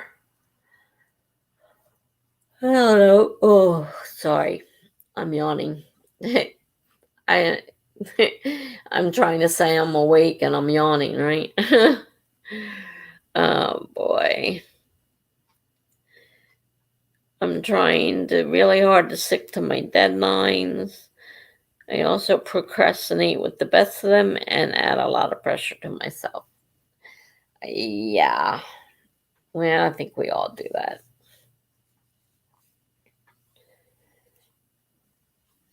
Well, I don't mind a couple more sprints, but I doubt there'll be 6,000 word sprints. I'm sorry. I just don't think that's going to happen. But I don't mind starting another one if you want to. Kate said she'll be back. To Mama writes, procrastination is a song of my people. Oh gosh. You gotta get up at 6 o'clock tomorrow, Jennifer. I'm complaining because I gotta get up at 9 o'clock. And you gotta get up at 6 o'clock. And you're trying to write 6,000 words? Girl, I don't think you're gonna get any sleep. Oh, you're reminded to Mama she has to get up earlier than usual.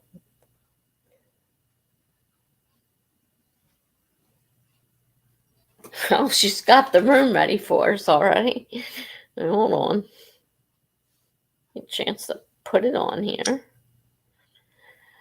And let's see, join a room.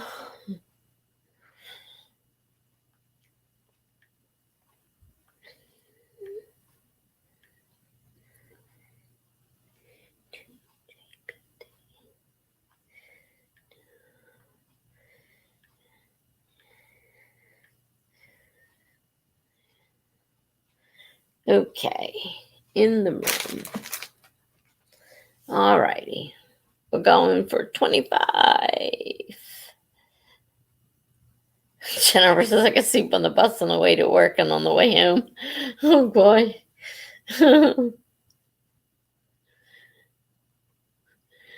She kind of just wants to go to bed. I can see that. And knowing that you still have 6,000 words to go, that's not very much fun. All right, 25.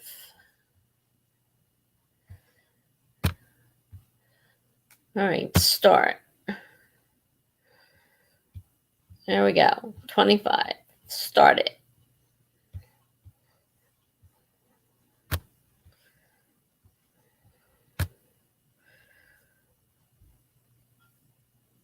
Coffee is your best friend. You know what's funny? I don't drink coffee. I have never. I took one sip of coffee when I was a kid. I hated it. Never touched it again. Now, I spent 2 years working for Dunkin' Donuts and served coffee to people all day long. But I never touched the stuff after that one try. I never touched it again. I don't drink things I don't like. I'm not going to do it.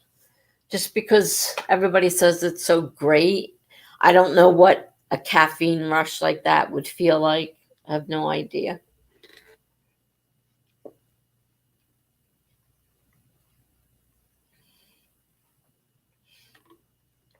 So I don't drink it. I just took a sip of water. To Mama's going on a drink run. Kind of tired of water. Oh, Lord. Trying to figure this thing out. It's not working out. time wise, it's not working out. The words aren't working out. I'm so aggravated. Oh. Mm.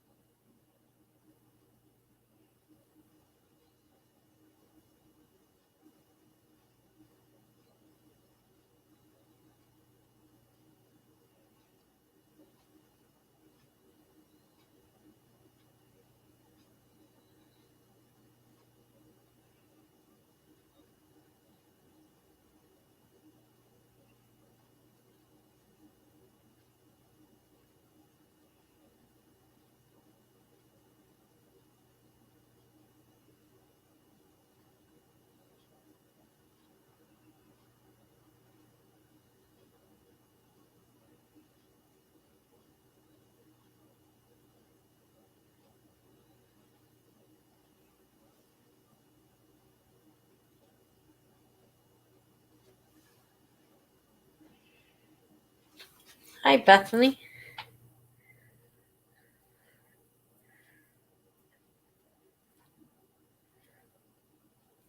I'm glad you swung by. I'm not sure if you're still there. I may have missed you. Nice to see you. Catch you later.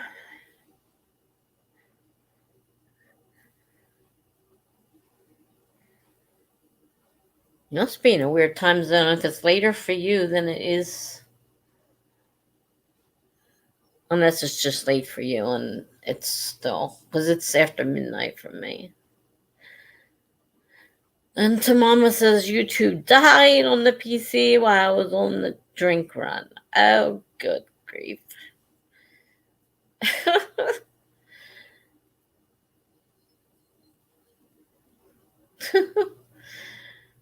Boy, oh boy. Things just go crazy.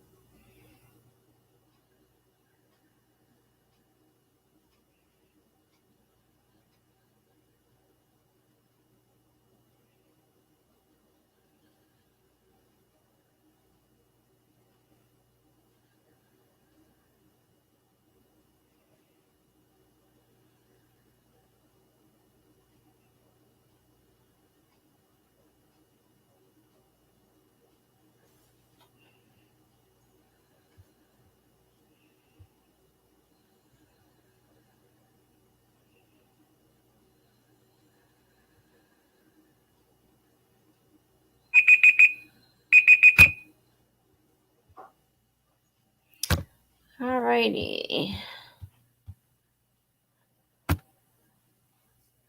Another stream done.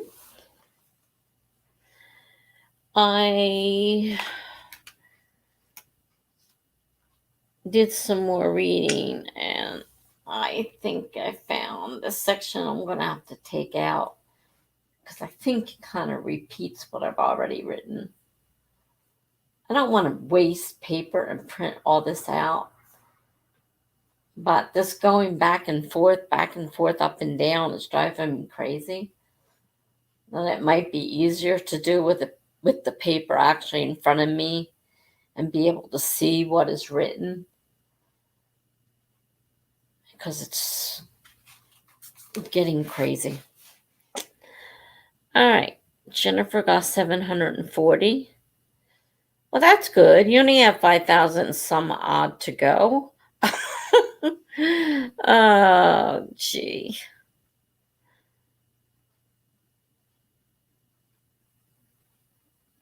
Not sure who's still here. According to this, there's 2 people. One is Jennifer. I'm not sure who the other one is. Excuse me. Oh.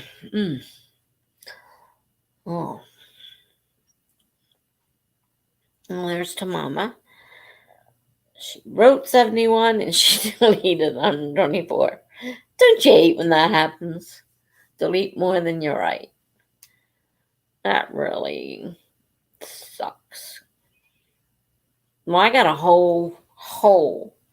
It's a pretty good sized paragraph. I'm pretty sure I'm going to have to delete because I'm pretty sure it's repeating one of my other paragraphs. And I think I need to take that person. That's what I have to see, because the person is one of my point of view characters. So I may have to decide whether to take that person out or write something different. Yeah, I get you. The words needed to go. That's why I just highlighted a section that I need to work on, and I think they need to go too. Probably a couple hundred words in that section there, because I think, like I said, they're in another paragraph, which I think I'm repeating myself. And this point of view thing is making things more complicated than if I had just written a story with one point of view. Well, you learn things when you do it, right? So I learned a lesson with this story, that having more than one point of view character is complicated. Having 5 to 7 point of view characters is 5 to 7 times more complicated. And it's possible to refer to the items you want to be. Sometimes I can work it into the conversation. So I probably got to take that part out. But I'm thinking, and I hate the thought of printing all that stuff out. Maybe I'll just print the first part of the thing out and try to straighten it out before pulling another section and trying to, and kind of maybe work it into a sort of outline of sorts, because this is now really screwed up. And so yeah, not working. Definitely not working. I don't want to dump the story. I really think it's a pretty neat story, and I really think it has the possibility of being a good story. It's just right now I'm struggling with it, and I'm just not sure it's going to come out for NaNoWriMo. I'm so confused right now. And all these point of view characters are driving me crazy. I need to take that couple people that I was talking about and make one character. And I had one as a point of view and one not as a point of view. More coffee for the night. Who needs sleep anyway? Oh, gee. I don't sleep very well. I sleep all day long because of this darn sleep apnea. I sleep whenever I can. Whether I want to or not, I find myself falling asleep sitting here at the computer. And then my aide came tonight and she's knocking on the door. Normally she has to come through the intercom and I have to let her in. Well, somebody let her in. So she's knocking on my door. I'm like, who's at the door? And I had to struggle up because I was asleep at the computer. And I tripped over everything because I had put the Chromebook out because I was setting up my scheduled things, and I tripped over them. And I'm like, hold on. So I had to bring everything back, walk around the opposite side of the table, and I opened the door and I'm like looking at her and I'm like, I'm sorry, I was sleeping. She goes, well, somebody let me in. I said, well, that's fine. It's just that when she calls, it wakes me up. But since she didn't call, I was asleep and I'm trying to wake up. I'm doing too good. Jennifer's asking me how many characters are there? That's a very good question. Because if we count the end, we've got, like after the murder, we've got all the police and all that stuff. But if we talk about in the beginning, we've got a main character, his wife, right now, 2 girlfriends, a receptionist, the wife's father,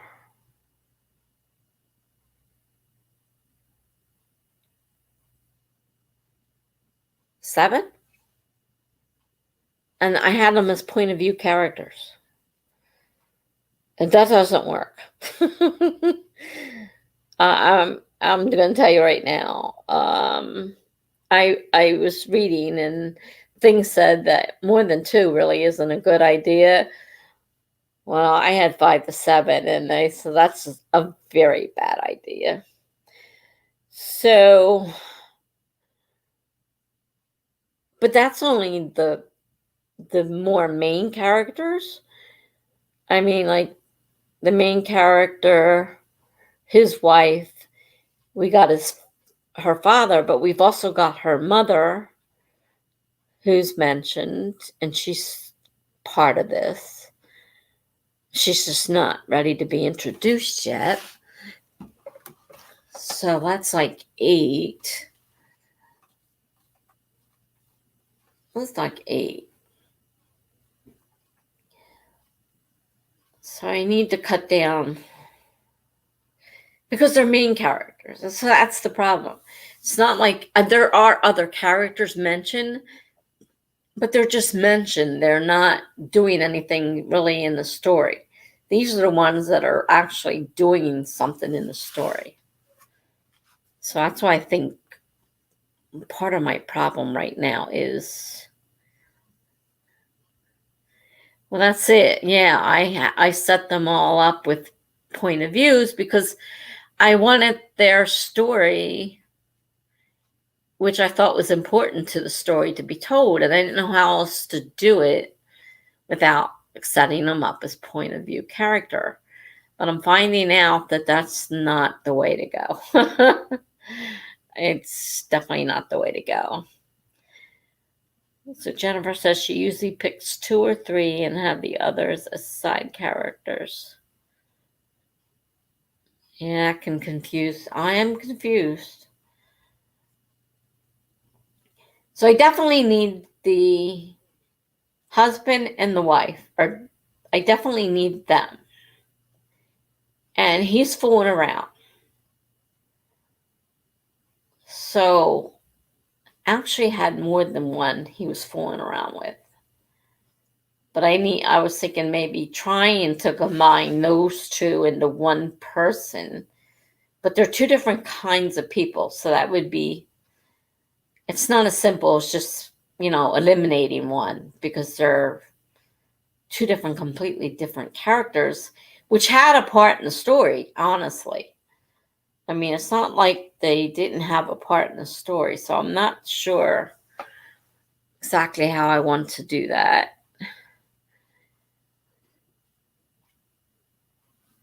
Yeah, they each have their own chapter, definitely.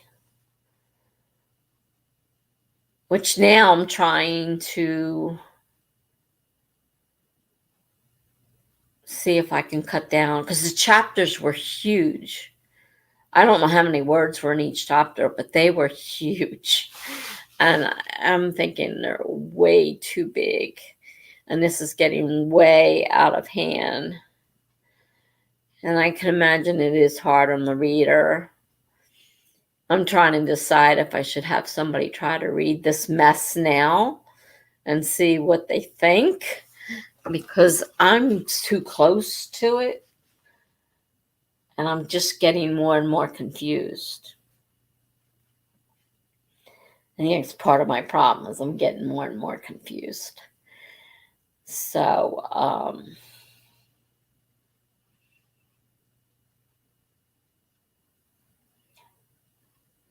because I have to set this up, because there's going to be murder. And so, I kind of have to make sure these characters each have a possible motive, so that you can't say, oh, it was that one. Like they all kind of need a motive for being the murderer. That was the other thing I was trying to do, which I think I was trying to overdo. So I'm not sure. I'm just getting more and more confused. And like I said, I don't want to give up on the story. I really think the story has merit. I'm just having issues with it. And that, I don't know, maybe I need to really step away from it for a while. Step away and just write something else. But I'm not feeling like writing anything else right now. That's one of the problems I'm having, is I don't feel like writing right now. And it makes it hard to force yourself to write something just because. I'm not writing this because I want to right now. When I first did it in July camp, I was excited. I was excited about the story. I didn't realize how crazy it was going to end up being, because at that time I didn't know anything about point of view characters at all. Yeah, Tamama, I know I might need a little brain refreshes, right? I may just have to. But I don't know what to do if I don't work on this. I'm just not feeling anything else. But I'm not exactly feeling this either, and I think that's part of the problem, is I'm forcing myself to write something I really am not prepared for, or something. I don't know how to explain what I feel right now. It's complicated, and I made it a lot more complicated, I think, than I had to. And I think that's part of the problem. And I restarted this thing, and I've changed the story a little bit to go slightly different than the original one. So it's not the same story, though a lot of it will kind of be the same part of the story, but a lot of it won't be. And I'm finding that stuff I wrote, I'm finding it again in other paragraphs. I'm like, this is not working out right. So I'm not sure what to do.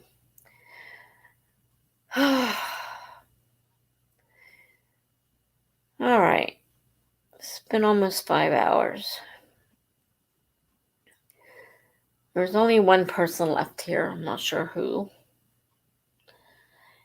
And I'm getting frustrated and tired, and I have to get up. I still have to take my medicine before I go to bed. So I think I'm going to end it now. And Jennifer, if you're still here, I'm sorry, but I can't do another. And I know you can't write another 5,000 some plus words. I really doubt it. But maybe there's somebody streaming that you can jump on and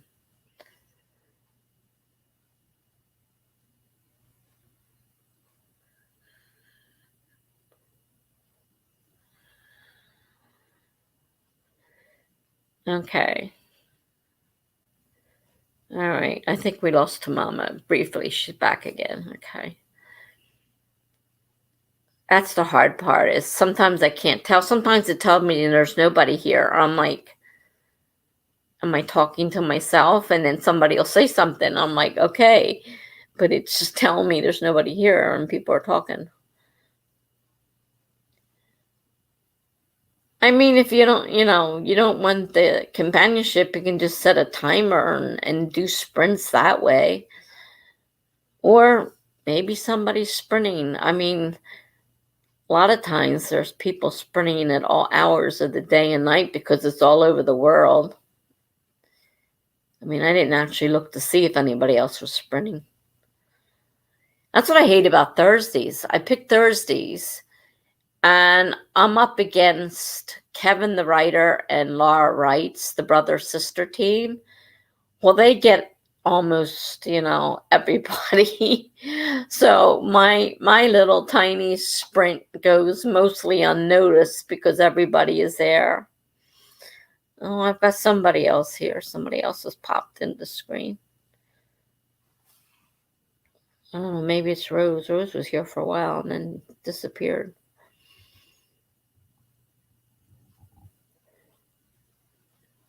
Yeah, you can do trees on your own, definitely.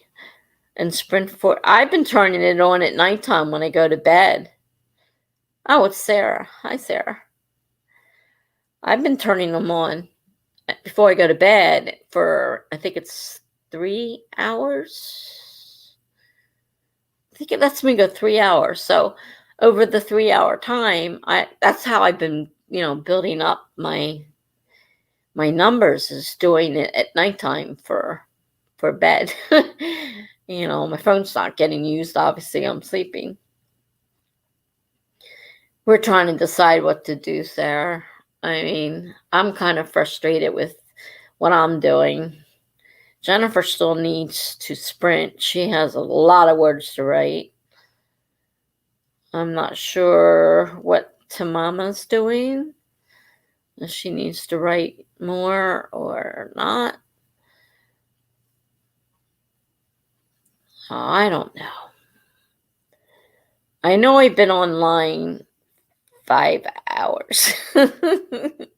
I've been sprinting for 5 hours, so pay the $1.99 and you'll get a bunch of coins. Yeah.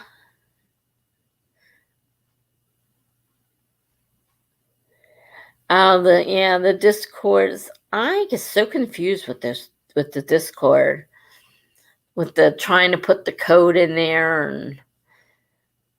and whatnot. Because I signed up with my local regional NaNoWrimo, And, they had given me the code to use the bots on the Discord.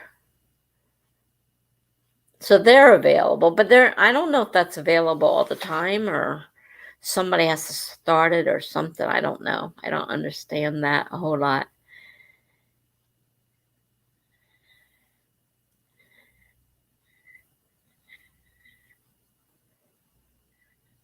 I don't know.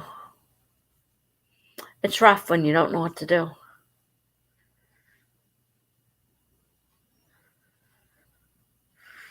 Are you actually writing something, Sarah?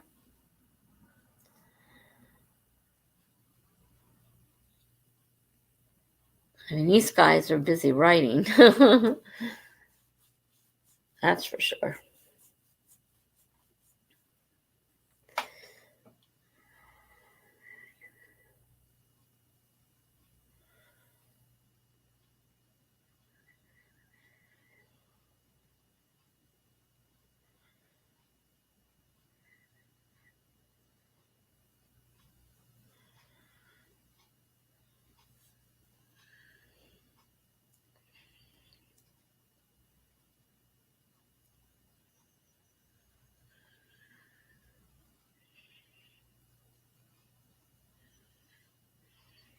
You're plotting out your nano project right now with Save the Cat. Oh.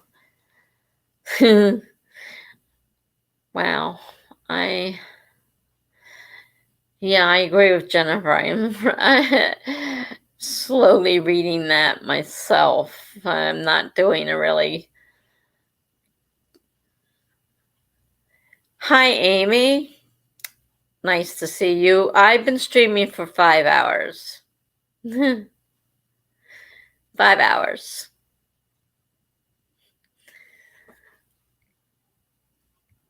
Let's see here. So, Save the Cat. We're reading Save the Cat. Yeah. Amy popped in, and like I said, it's 5 hours. Sarah's writing the second draft of her main work in progress. Amy, Jennifer says. To Mama, oh, that initial plotting is always fun. Hi, Amy. To Mama writes. Jennifer, Amy writes. To Mama, Amy writes. Sarah says, hi, Amy. You guys are popping in late. Well, we got new life in here. How's your new story going, Amy? I noticed the bits and pieces of it in some of the streams every now and then. Sounds pretty interesting.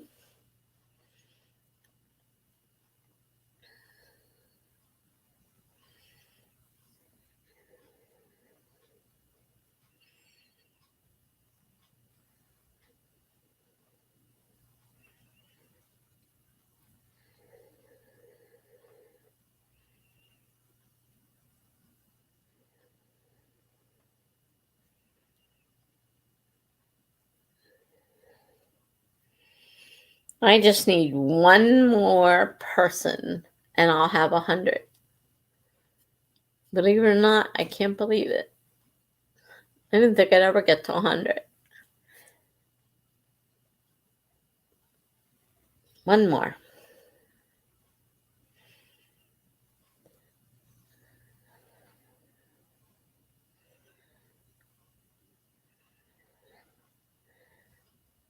Three steps away from being a vampire or maybe a raccoon. What does that mean to Mom? Is that something I missed? 3 steps away from being a vampire or maybe a raccoon.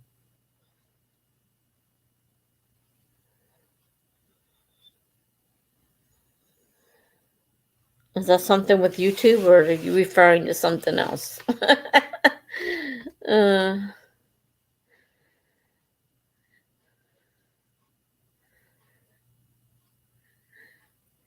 Amy says her story is going good.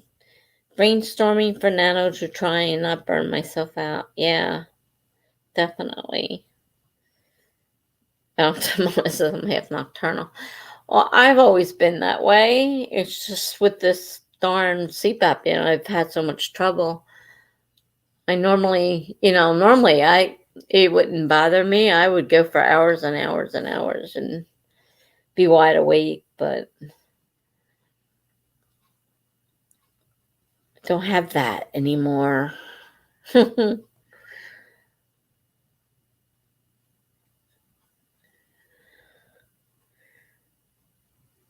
That's good, Amy. Like I said, I've seen bits and pieces of the new story, and it sounds pretty interesting. It's good to find something that interests you.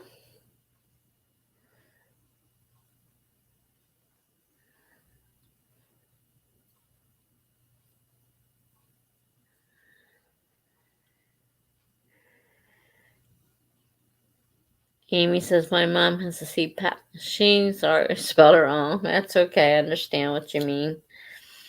Yeah, I had a BiPAP because CPAP is all air coming in, whereas BiPAP breathes with you in and out, but they're more expensive. And I just got word I had the test done, and Medicare, good old Medicare, who, has so many rules, even though all the other companies say that, you need a CPAP at,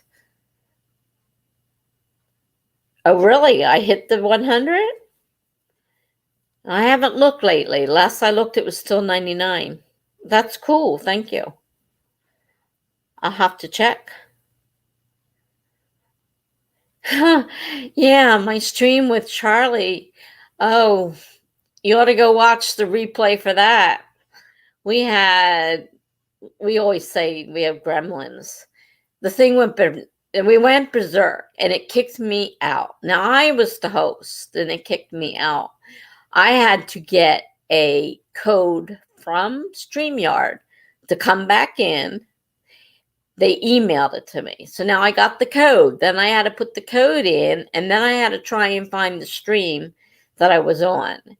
But it was really weird. It was like really herky jerky, and like I was like robotish, and they said I kept repeating myself, and it was weird. And I watched the repeat. It was kind of strange. Yeah, you can replay them. It's on there. You can see the weird thing. I mean, luckily Charlie hung in there and, kept it going until I managed to get back. I didn't know if I was coming back, honestly. I'm totally freaking out because it was the first time I had been a host. I mean, I host these by myself all the time, but this time I was hosting somebody else, and I'm like, I got kicked out. I don't even know how to get back in, and I was like really freaking out. So I did all right. I made it back. It does. There are times like in the end there, we kept talking on top of each other, and I think that he told me the thing was definitely out of sync. It was out of sync. Something was definitely wrong. So that got really weird. I'll have to check and see if I hit 100, because I've been waiting just for that one last person. Let's see which one. Is it this one? Yeah, it should be this one.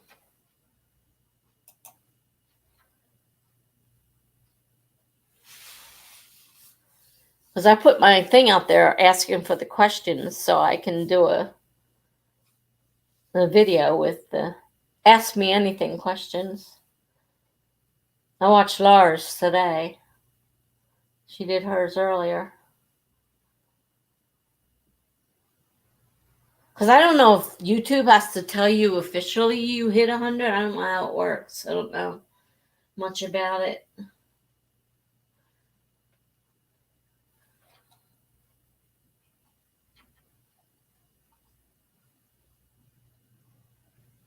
You're right. It says 100 subscribers. Hooray! I did it.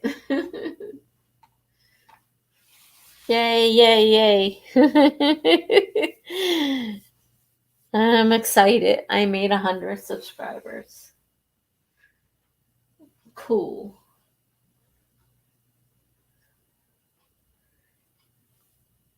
That's something I wasn't sure if it was going to happen or not.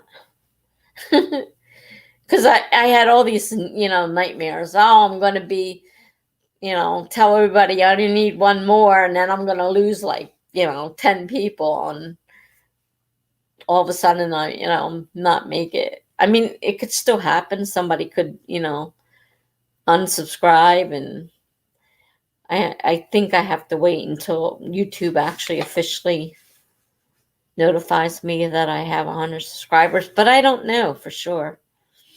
But I will be doing that. I'm going to do it as a live stream, I think, when I get some questions, and then set it up, and then anybody that's in the audience can ask questions while they're in the audience too. So you can, put them in there either at the end of this blog. You can put them on my email. They're in this blog at the end. A blog, live stream. The comments. You can put them in the comments. You can put them in my email, which is down there in the description. You can put it on my Instagram, which is Tessa Writes Full Time, on the direct.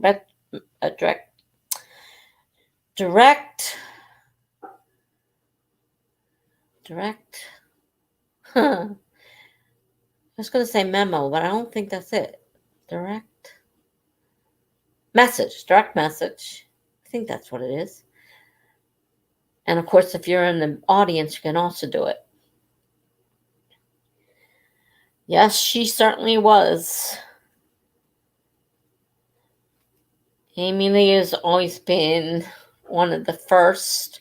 I think you were definitely on my very first show. And I'm not sure what I was doing. And she was always there. I was almost every one I did until I got sick, and then I wasn't around. But she was at just about every single one of my live streams. So she was definitely one of my first subscribers. And here you are, and I hit 100. So there you go. You're magic. I can't believe it. I hit it. It's really funny because I was writing earlier, I'm a blogger, and I have blogged for 10 years, and I put some stuff on my blog, and I thought, this isn't as much fun anymore. I have more fun on YouTube than I have on my blog. It's not as much fun as it used to be. I'm having a great time with YouTube, and I'm an introvert, so it's really weird for me. There you go, Amy. That's what I need. Definitely. Definitely. You make me feel so good.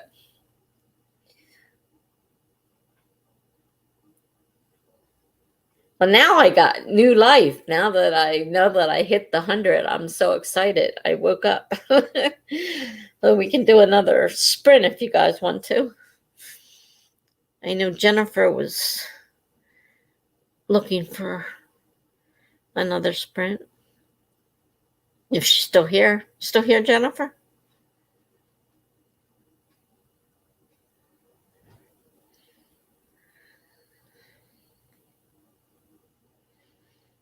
Now I'm excited.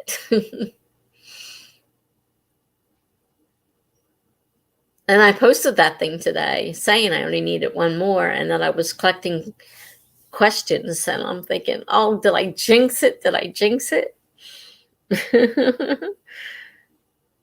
Let's see. So Amy wants to do 2552. All right. I'm fine with 2552. Jennifer, you want to set up a tree for us? I think it's still just you and I doing trees. I'm not sure. I'm not sure if Sarah's still here and if she does trees or not.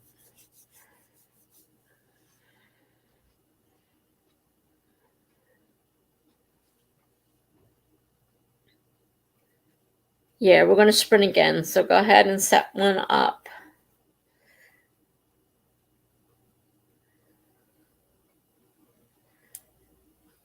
All right, let's see here.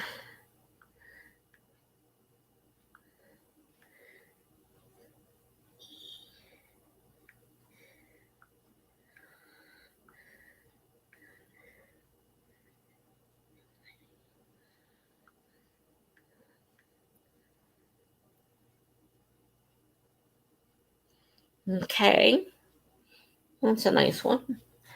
I am in the room.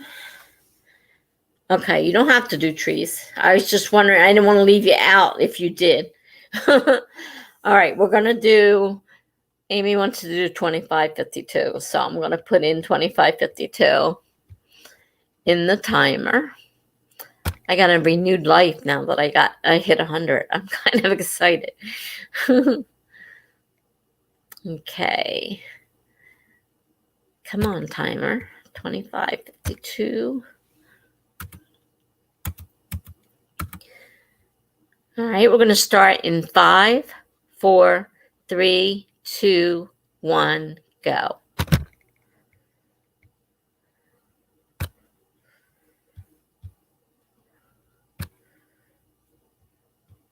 All righty.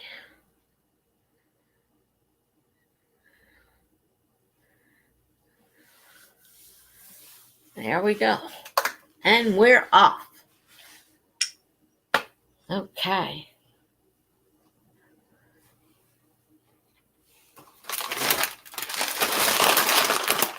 I'm making a lot of noise. Sorry. Get them out of my way.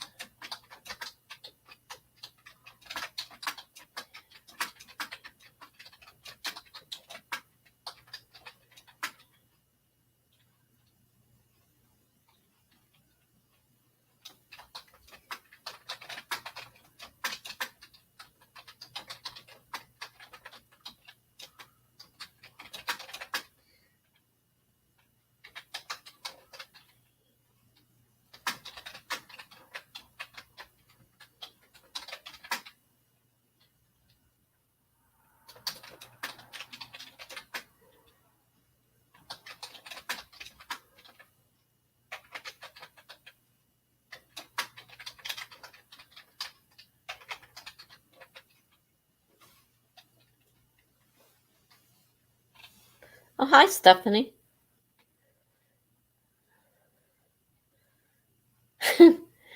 Nice to see you. Yeah, we're still streaming at the moment. I just hit my 100th person, so I'm a little excited right now. I actually got 100 subscribers, so we decided to continue on.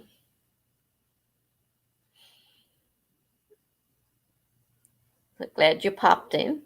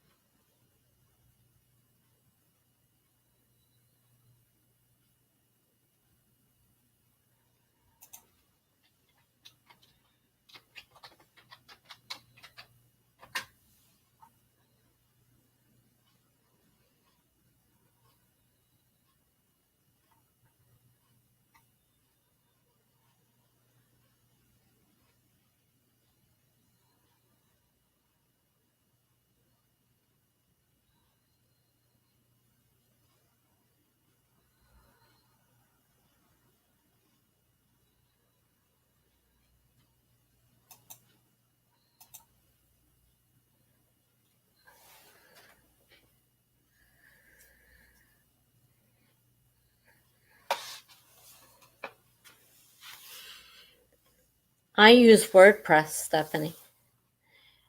I've been using them for 10 years now. And I just got my third blog through them, which is a more of a business one. So there's no ads and stuff on it. I believe you can also do newsletters. My other ones are free ones. My other blogs through them. I don't have a website. I know there's a lot of, you can get like a regular website with a domain and you can get a blog that way. I don't do that. I just use WordPress for my blog. And like I said, I got the business one, so it cost me something. I got a domain name for it. And as far as I know, you can do newsletters through it and everything. So that's what I use. I like WordPress, though. Like YouTube, they tend to just change things up whenever they want to, and things do tend to get messed up sometimes. Right now, they just redid their whole screen for setting up your post, and so I have to learn a whole new screen on how to enter my posts. It used to be pretty easy. I find this one a little bit more complicated, but it's just a matter of learning it. So that's my take on the thing. I prefer WordPress. I use Blogspot, something like that. I didn't like them at all. I don't know what else is out there besides the ones you can get with a website, and that's usually like an add-on. You get a domain, you get a website, and then you can set up a blog also. So I know those are options if you wanted to have a website. Like you could go to GoDaddy and get a website, and a blog would be part of that setup. You would have to set it up, but you would get a blog. And I think that most of those, I know GoDaddy, I'm pretty sure is still around. HostGator was another one. HostGator, I don't know if they're still around. I don't know what happened over time. I've used GoDaddy, I've used HostGator, I've used a couple others that aren't around any longer. But I know usually when you get the website, you do have an option to add a blog to it. So it depends on whether you want a website too, or do you just want a blog that you can set up kind of like a website and do it that way. Like I don't have a regular domain with a full website that I can customize. I can customize my blog up to a point, but it is WordPress, and there are fees, especially if you don't want ads on there. And I was trying to make it more professional looking, so I didn't want to have ads on there. So I did pay for that. And I wanted, of course, the domain name. So all of mine have domain names. Even the free ones have domain names that I pay for every year just to keep it so that it doesn't say WordPress.com on it. It's a regular domain name. So I think it really depends on what it is that the time is going around, what it is you're looking for.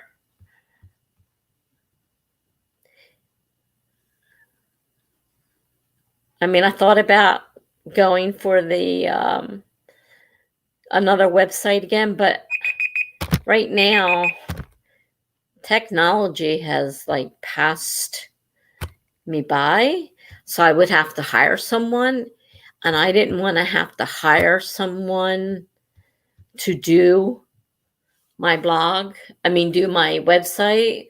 So I kind of stuck with the blog, and I do know a lot of writers use just blogs because you can post all your books and stuff on there that you want to sell. There are ways of doing it. I don't know exactly how you do it, but I do know several people that I know of who are writers who use a blog instead of a website.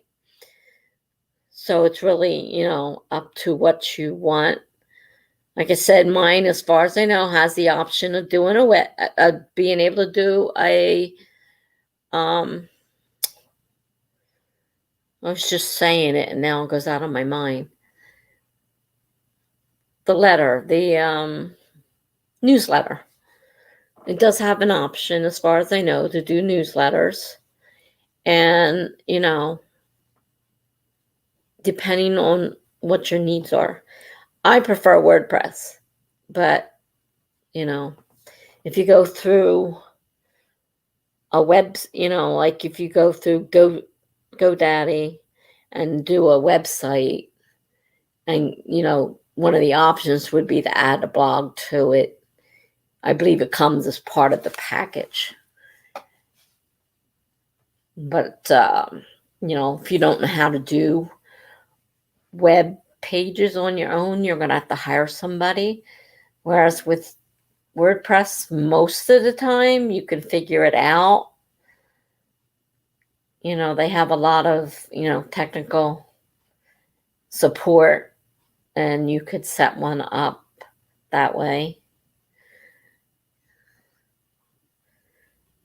Okay, I can see that. That's what I said, depending on what you want. If all you want is a website,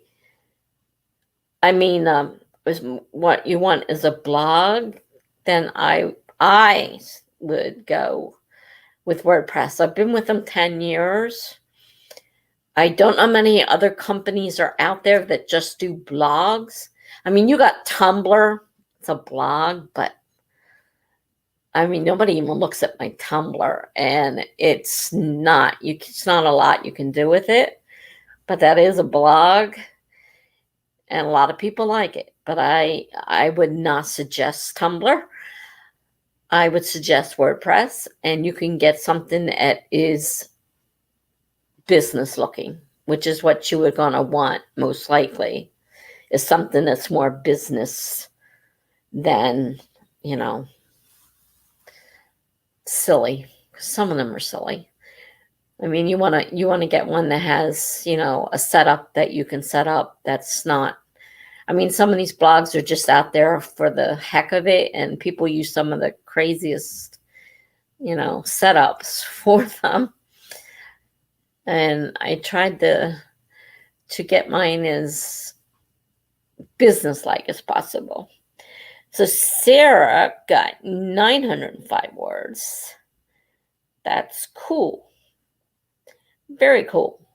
To Mama, yes, she lives on Tumblr and still did a WordPress. I don't know. I can't. Tumblr, I don't understand it.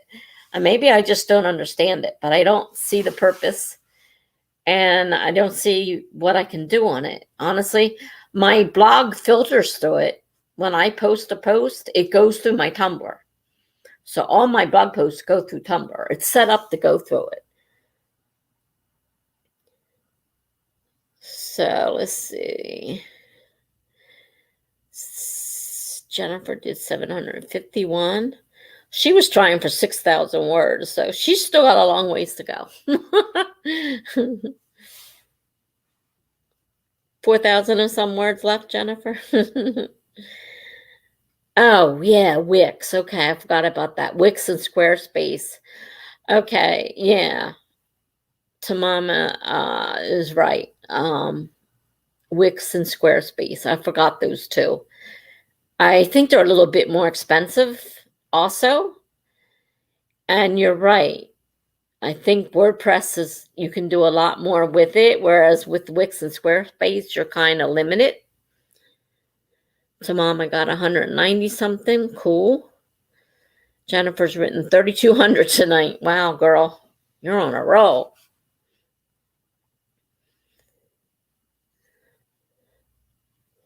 Yeah, the WordPress free version.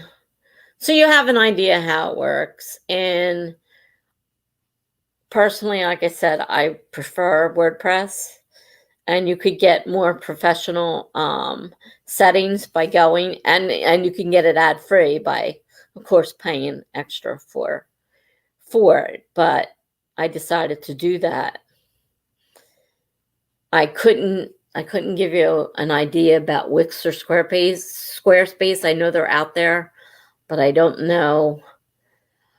I saw one site done on, I think it was Wix, and it was really junky looking. And I don't know if it's just how the person did it or if it's really that bad. you know, I I wasn't not impressed with what I saw, but it could have just been that person's site. But with the WordPress, you're familiar with it. I would stay with it, my personal feelings. And I would get a domain. I think if you just get a domain and don't do anything fancy, it's like $26 a year. And that's just for a domain. But if you want to add, of course, the ad free, which makes it look more business like. And if you want to add newsletters and stuff like that, I think it was around 90 some to $100 a year for that.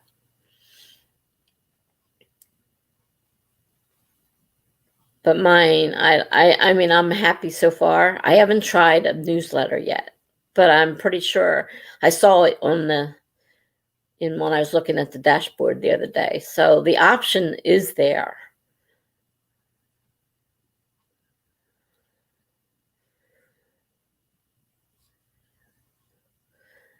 So that's, if you don't want a website right now, I would do that. And there's a lot more if you pay for that extra bit, you get more choices of layouts. Because, your choice of layout says a lot about, too. You want it to look professional looking and not, some of these people just want something to post on and they don't care. And I've seen some pretty weird looking sites out there. But I'm sure that you're probably looking for something to showcase your book on. So you would want something more professional.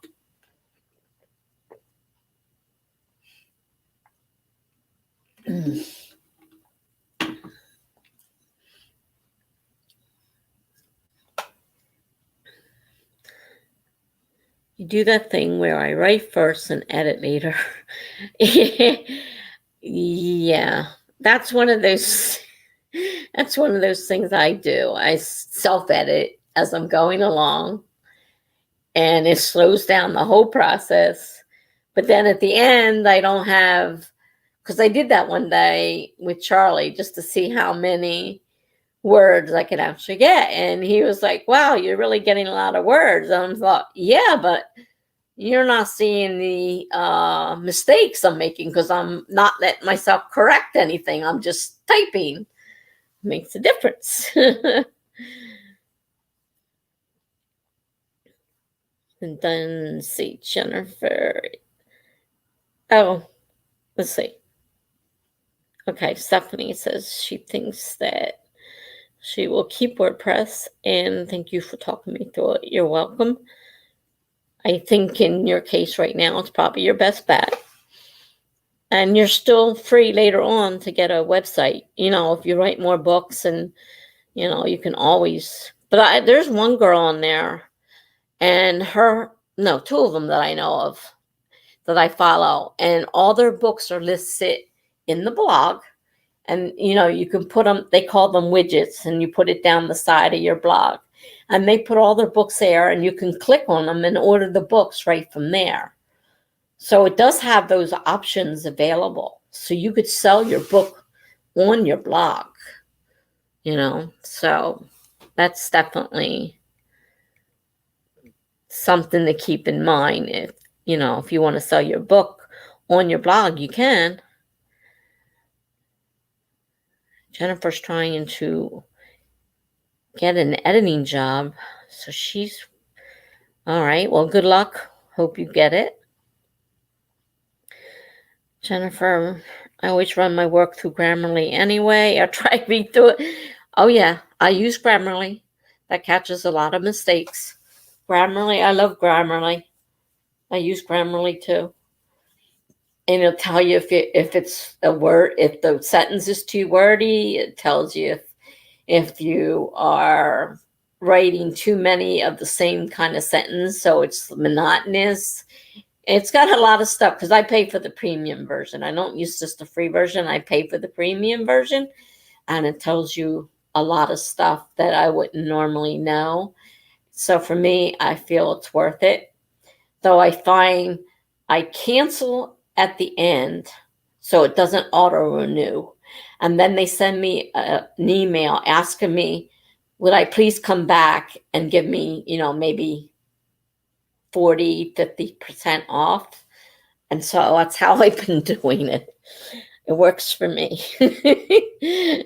So I don't let them auto renew it. I turn that off. And then they ask me each time because they don't want to lose me, and they give me a discount. So I pay like half price for it. So it works for me.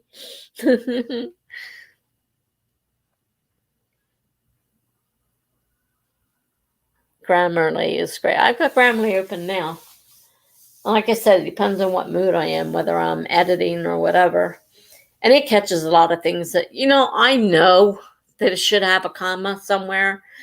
But for some reason, when I'm rushing through, my brain's not thinking about commas.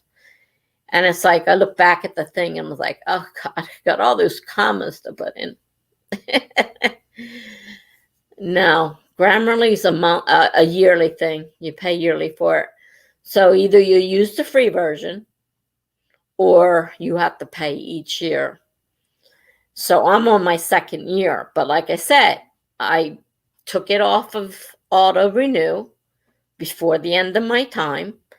And when it got to the end of the year, whatever it happened to be, whatever year, I don't forget what month it was, I got an email telling me, your Grammarly is running out. We'd love to keep you. Would you, like to renew for 40 to 50% off? I'm like, okay, thank you.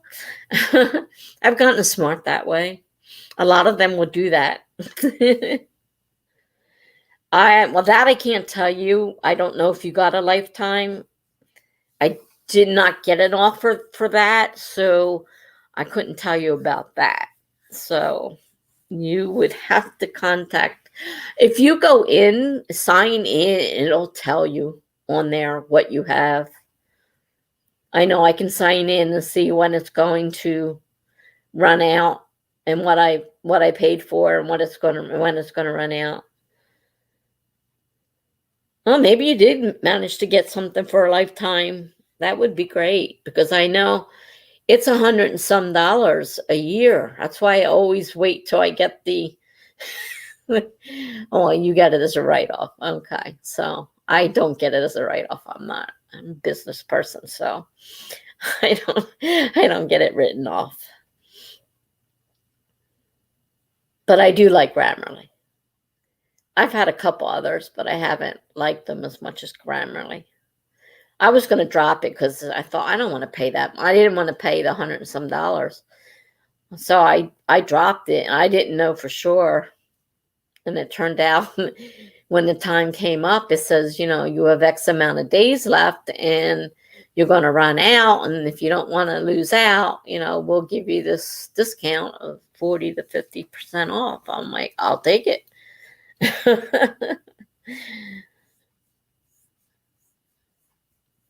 Yeah, it's hard to keep. I try to keep track of them. It's hard keeping track of all those things. What are just once?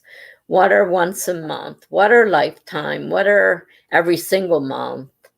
Is it worth doing the full amount for the year? Or is it, better to let it go, even though it costs more, go monthly?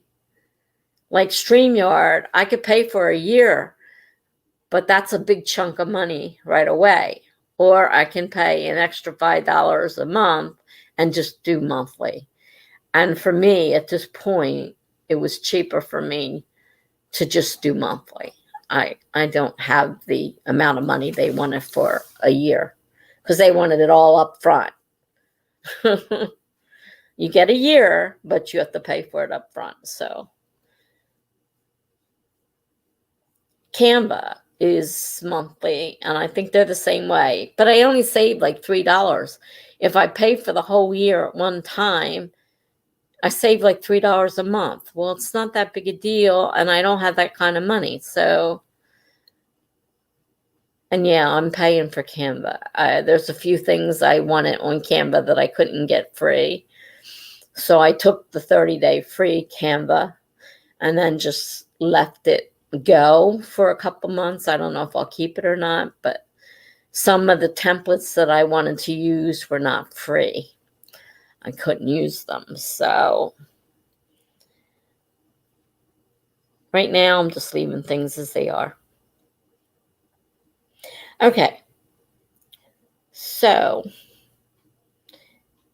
what does everybody want to do? It's been almost 6 hours. Do we want to continue writing? I woke up. I was falling asleep, but I woke up. Do we want to do some more writing, or what do we want to do? It's up to you guys.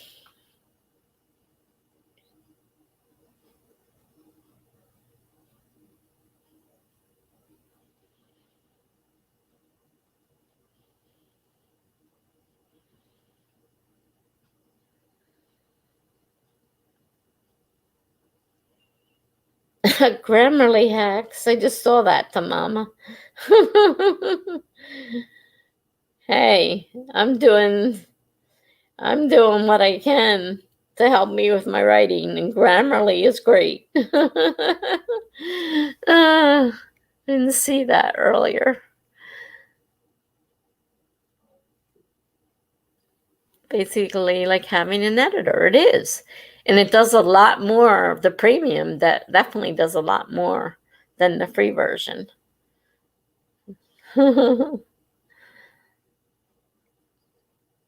Stephanie wants to write. Okay. Tamama still wants to write. Jennifer has to write either way. Okay. How many minutes? Jennifer, go ahead and set your tree up for whoever wants to do trees. And let me know how many minutes we're going to set the timer for.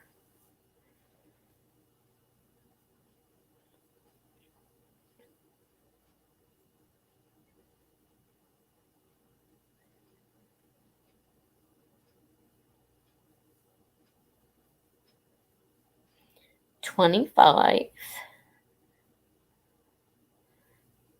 Oh, Jennifer just says she crap. I pay yearly for it.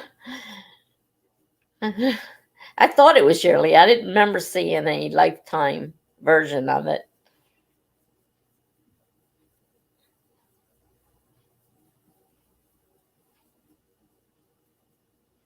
Well, just remember when it gets time to renew, you cut off, the auto renew. Don't let it auto renew, and see if they send you an email trying to get you back and give you a discount. That's what I do. It works so far. 25, 25, at least till April of next year. You got a ways yet still, so. All right, we're going for 25. Go ahead and put your tree code in there.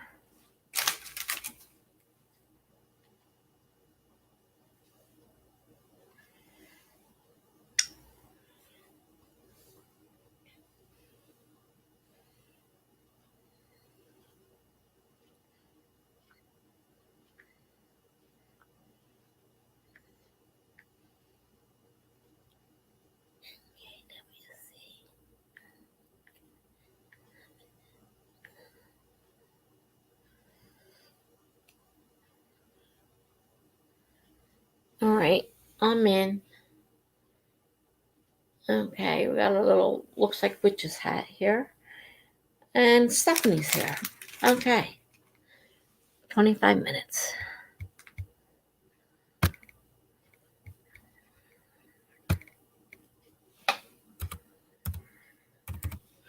I'm going to start in 5, 4, 3, 2, 1, go.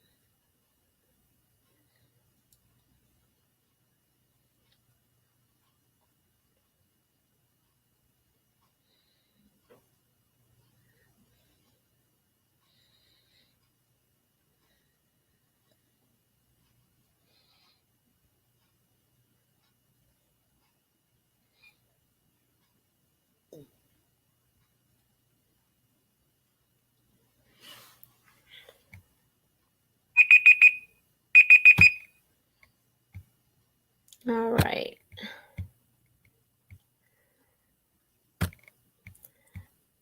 So how did we do?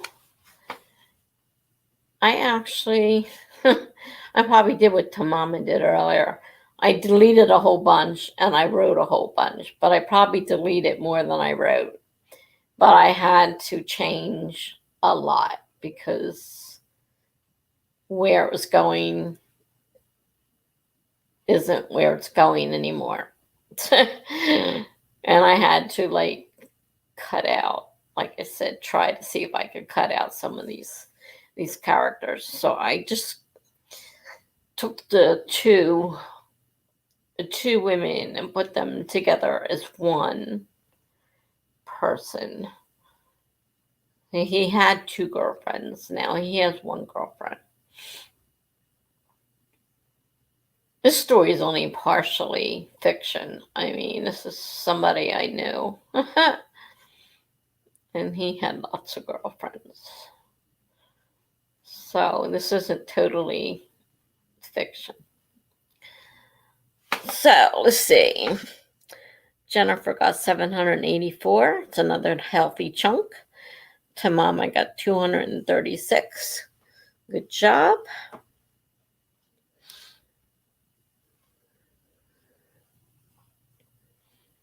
It's funny. I had 44,000 words and I'm still at 43,000 words. So I haven't deleted much out of this story yet.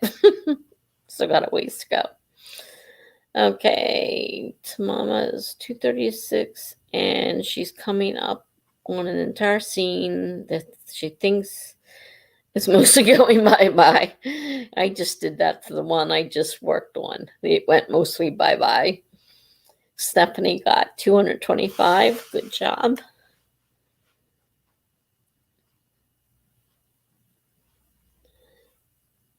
I got a couple hundred words. Oh, excuse me. I got a couple hundred words, but I deleted like 400 or 500 of them. So kind of went the wrong way. But they got to go. They don't have a choice. They got to go. It's getting a little bit easier. When I first started doing it, it was harder. It's getting a little easier to do.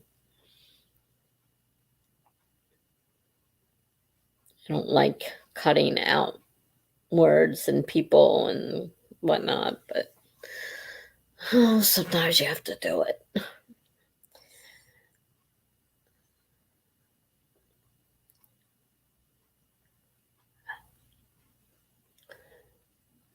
Wow, 6.5 hours.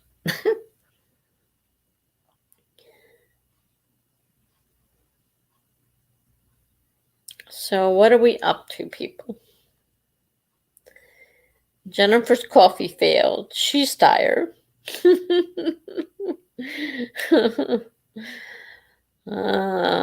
didn't even try coffee. I know I'm getting tired. If I wrote 4,000 words tonight, could do the same tomorrow, right? Okay, I'll bite. I could say right, but you're going to be tired from tonight. So are you actually going to write 4,000 words tomorrow night? I mean, sure, the fact that you wrote 4,000 tonight could mean that you could do it tomorrow night. I'm not going to guarantee that. It's 11:30 where Stephanie is. Yeah, I know you're in Oregon. So you're on the other side of the country. I'm in Jersey, so it's definitely 2:30 in the morning here. Jennifer says, I don't usually fuss over the projects for clients as far as the leading and rewriting.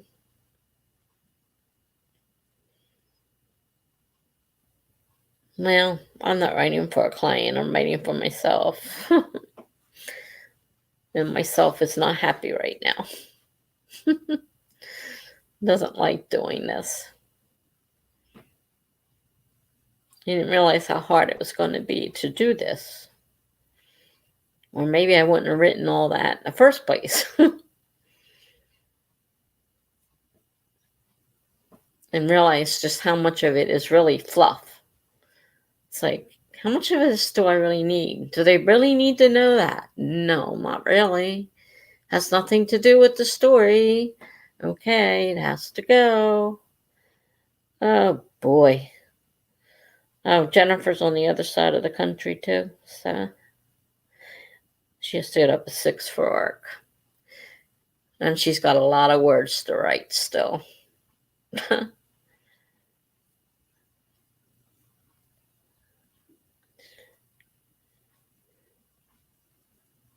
I don't know, maybe one more. If anybody's up to it. If not, that's fine. It is 2:30 here, so it's definitely I mean, my phone's gonna ring tomorrow and wake me up for that doctor appointment whether I want to or not, so it won't be the first time I've been woken up and just gone back to sleep, turned over and gone back to sleep when the conversation was over with. Stephanie has a meeting at 8. Well, she's got an early one too. Jennifer's in Northern California. Okay.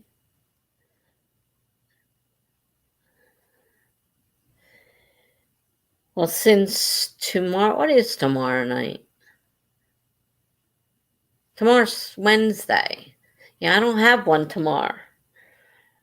I have one Thursday, which of course is up against Kevin, the writer, and Laura writes, and that gets a lot of people. So my Thursdays aren't exactly a good time to have a sprint going on because they draw a lot of people. So, and I used to be one of the people that went to theirs until I started doing my own. I do have Friday night at 11 p.m. here, Eastern Standard Time. So I have that one scheduled.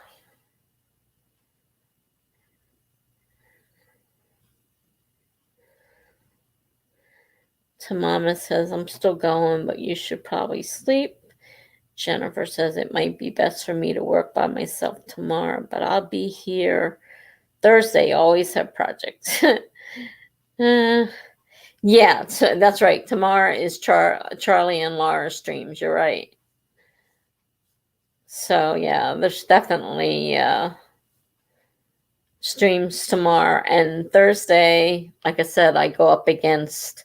I mean, I still have it scheduled, but I go up against Kevin, the writer, and Laura writes, the brother sister team, and they have a pretty big following. They get a pretty big following. So, but I'm still here on Thursdays usually, and then Friday at 11 p.m. This week I did either Saturday or Sunday for Charlie. Forget what day it was. I had a special one so I could have him on because I want to start having guest hosts. And so I wanted to start with Charlie because he was the first one who had me on as a host. So I wanted to start with him. And I had a hard time pinning him down. So I finally got him pinned down. So now it's like, okay, now I can start. It's just I don't know my schedule because I have an aide. And the aide, I don't know when she's going to arrive. So right now it's hard for me to make a schedule. She's usually out of here by 7 at night.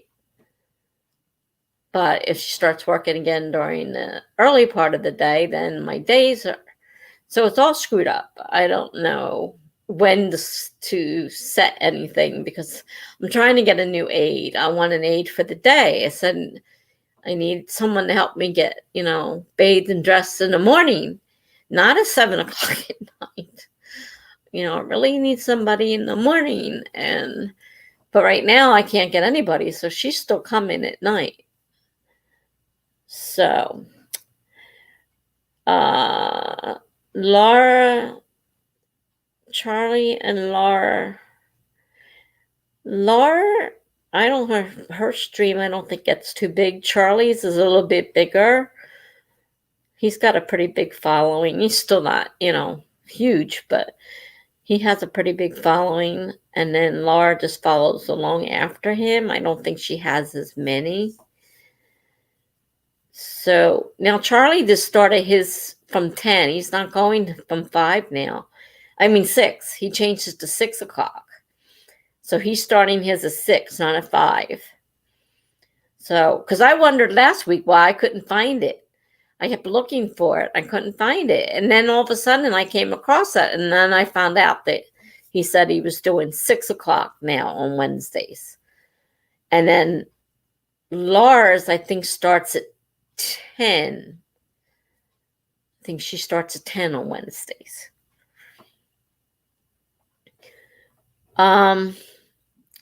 Depends on what you mean by crowded.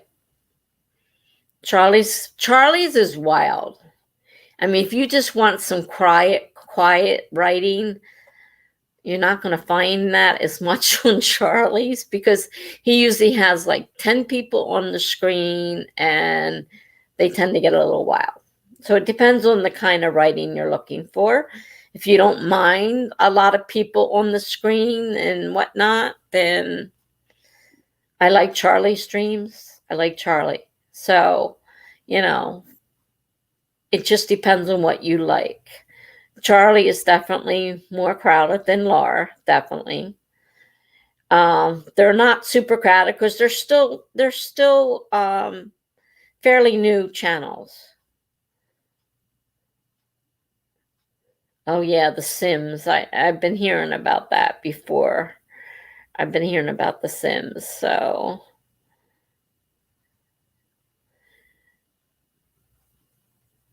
And then you got, I forget which, it's a Friday. I know Cachet has a nighttime one.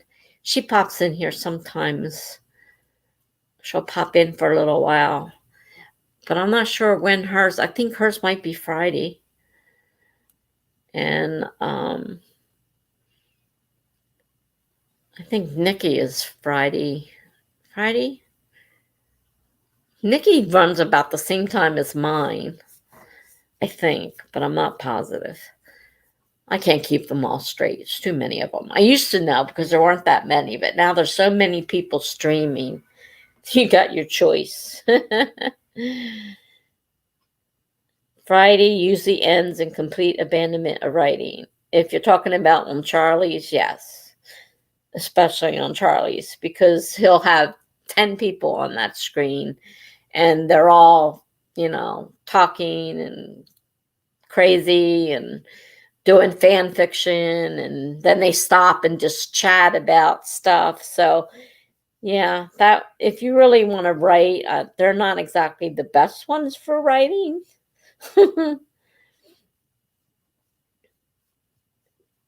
It's more in what you're looking for. I mean, I can't see me ever getting to the point that I'm going to have all these people on my screen at one point. I am not that kind of person. And I find it a little awkward. I've been in a couple of Charlies with all those people, and it's really weird. Jennifer's wiped out. She hopes to see you Thursday. Have a long day at work tomorrow. Okay, see you later. Have a good night. Thanks for coming.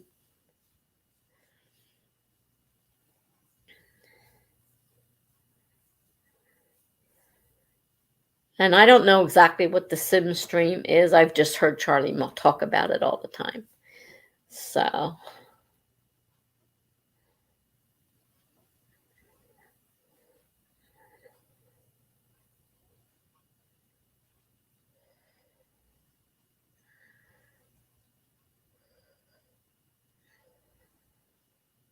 Yeah, information overload. Everybody talking at once. Everybody in and out. Yeah, it too much. I also found it a little awkward and too much. I've done it a couple times, and it's like, because I wanted to get used to being on screen, and that was too much. I figure I'm just gonna start doing some co-host with me, every now and then, and work slowly into Cat, Meadow, and Jace play The Sims together. Well, I know The Sims from a long time ago. It's the same thing that my son used to play, but I don't really know much about it. He got into the Sims back in the old computers, so it wasn't very fancy. I'm sure if it's the same thing, it's probably really a lot fancier nowadays. So I don't know much about that, but I know Charlie's really into The Sims and whatnot. So yeah, he's usually there as part of that. And so I kept my promise. I had him as my first guest, and now I can start having guest hosts. So slowly I want to start having guest hosts on. I can't offer a whole lot of people at this point, unfortunately, because I don't get very large streams yet. Maybe never. Who knows? Some people like those crazy streams. He was on one the other day, and it was another one. It was just two of them, but it was crazy. I'm like, wow. Of course, ours was a little wild too, but that was because StreamYard kicked me off. It had nothing to do with what I was doing. They're doing a challenge where they have to have 100 babies from 100 different people that they also have to murder. Okay, now that sounds familiar. I have heard that. I heard that said, and I didn't know what they were talking about. Okay. Interesting. Not my thing. Definitely not my thing.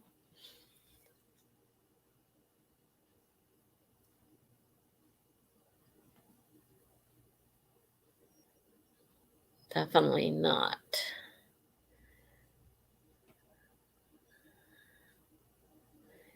Yeah, it's I don't know. I remember when there was just a few streams, and I've been around for over 2.5 years now. And, started out slowly with streams, and now it's like everybody's streaming. The first thing they do, they sign on the channel and they start streaming right off the bat. And then it's like, well, there's nobody here. Well, there's nobody. There are so many streams now, it's impossible to get people there. They don't quite understand that. They figure I'm holding a live stream, and that means all these people are going to come. And no, it doesn't mean that. It does not mean that. I average around 5. That's my average. Occasionally I will get a few more, but average around 5. And different people. I mean, it's not normally always the same people, So sometimes, some nights it's more, and sometimes people jump in and out. There you go. And 2 to 3 people show up at my random streams. I agree, Stephanie. I mean, at this point, there are so many new streams out there that if you get anybody, it's great.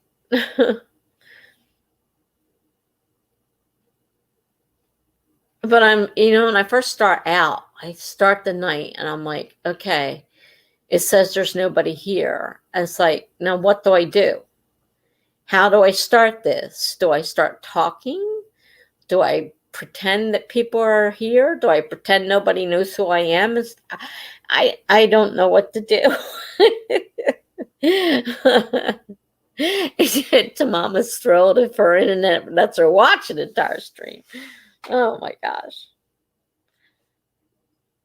Mine sometimes has issues. Sometimes I was on Charlie's one night and got kicked off every couple minutes. I'm like, oh, this is terrible. And then I went on the worldwide write-a-thon, And the first one I was on, it kicked me off constantly. I'm like so embarrassed because I didn't really know the person who was hosting the thing. And I'm thinking, oh man, I am so sorry that this is happening. And then the next day, I did know, well, I knew them. They didn't really know me. I knew who they were. And I'm like, I told them, hopefully it won't happen. This is what happened the last 2 days, though. And it kicked me off. I'm like, oh, here we go. But it only did it the one time. So the second one, I did okay. That was the one that I was really worried about because it was this Lizelle Sambury, Kate Kavanaugh. And Kate Kavanaugh was like the person who inspired me. And I've loved her ever since 2.5 years ago when I first found her very first video. And I'm like, she's my inspiration. And I'm like, oh, don't embarrass me. I didn't want to be embarrassed. Yeah. I mean, I've seen a lot of streams that have nobody. I've seen a lot of streams with one person. And you kind of have to treat it as if there's people there. And they can pop in at any time. And you don't want to just be sitting there, So I'm trying to figure out what should I say. And if the same people show up, then I'm saying the same thing over and over again. And I don't want to be repeating myself over and over again either.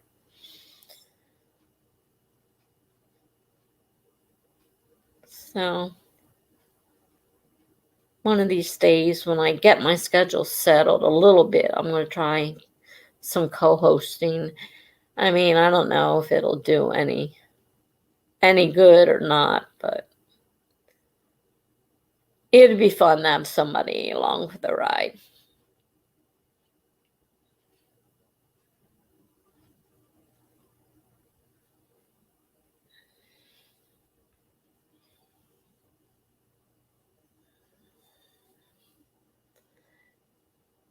Well, I guess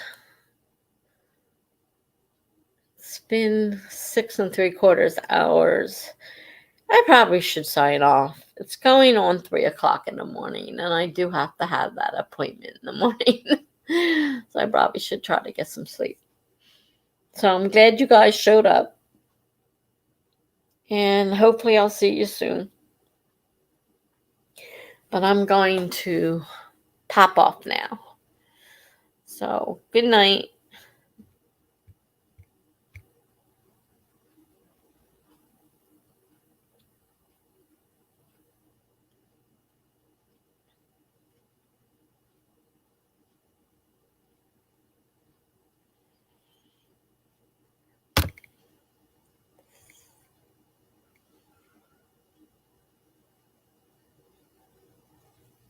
You're welcome.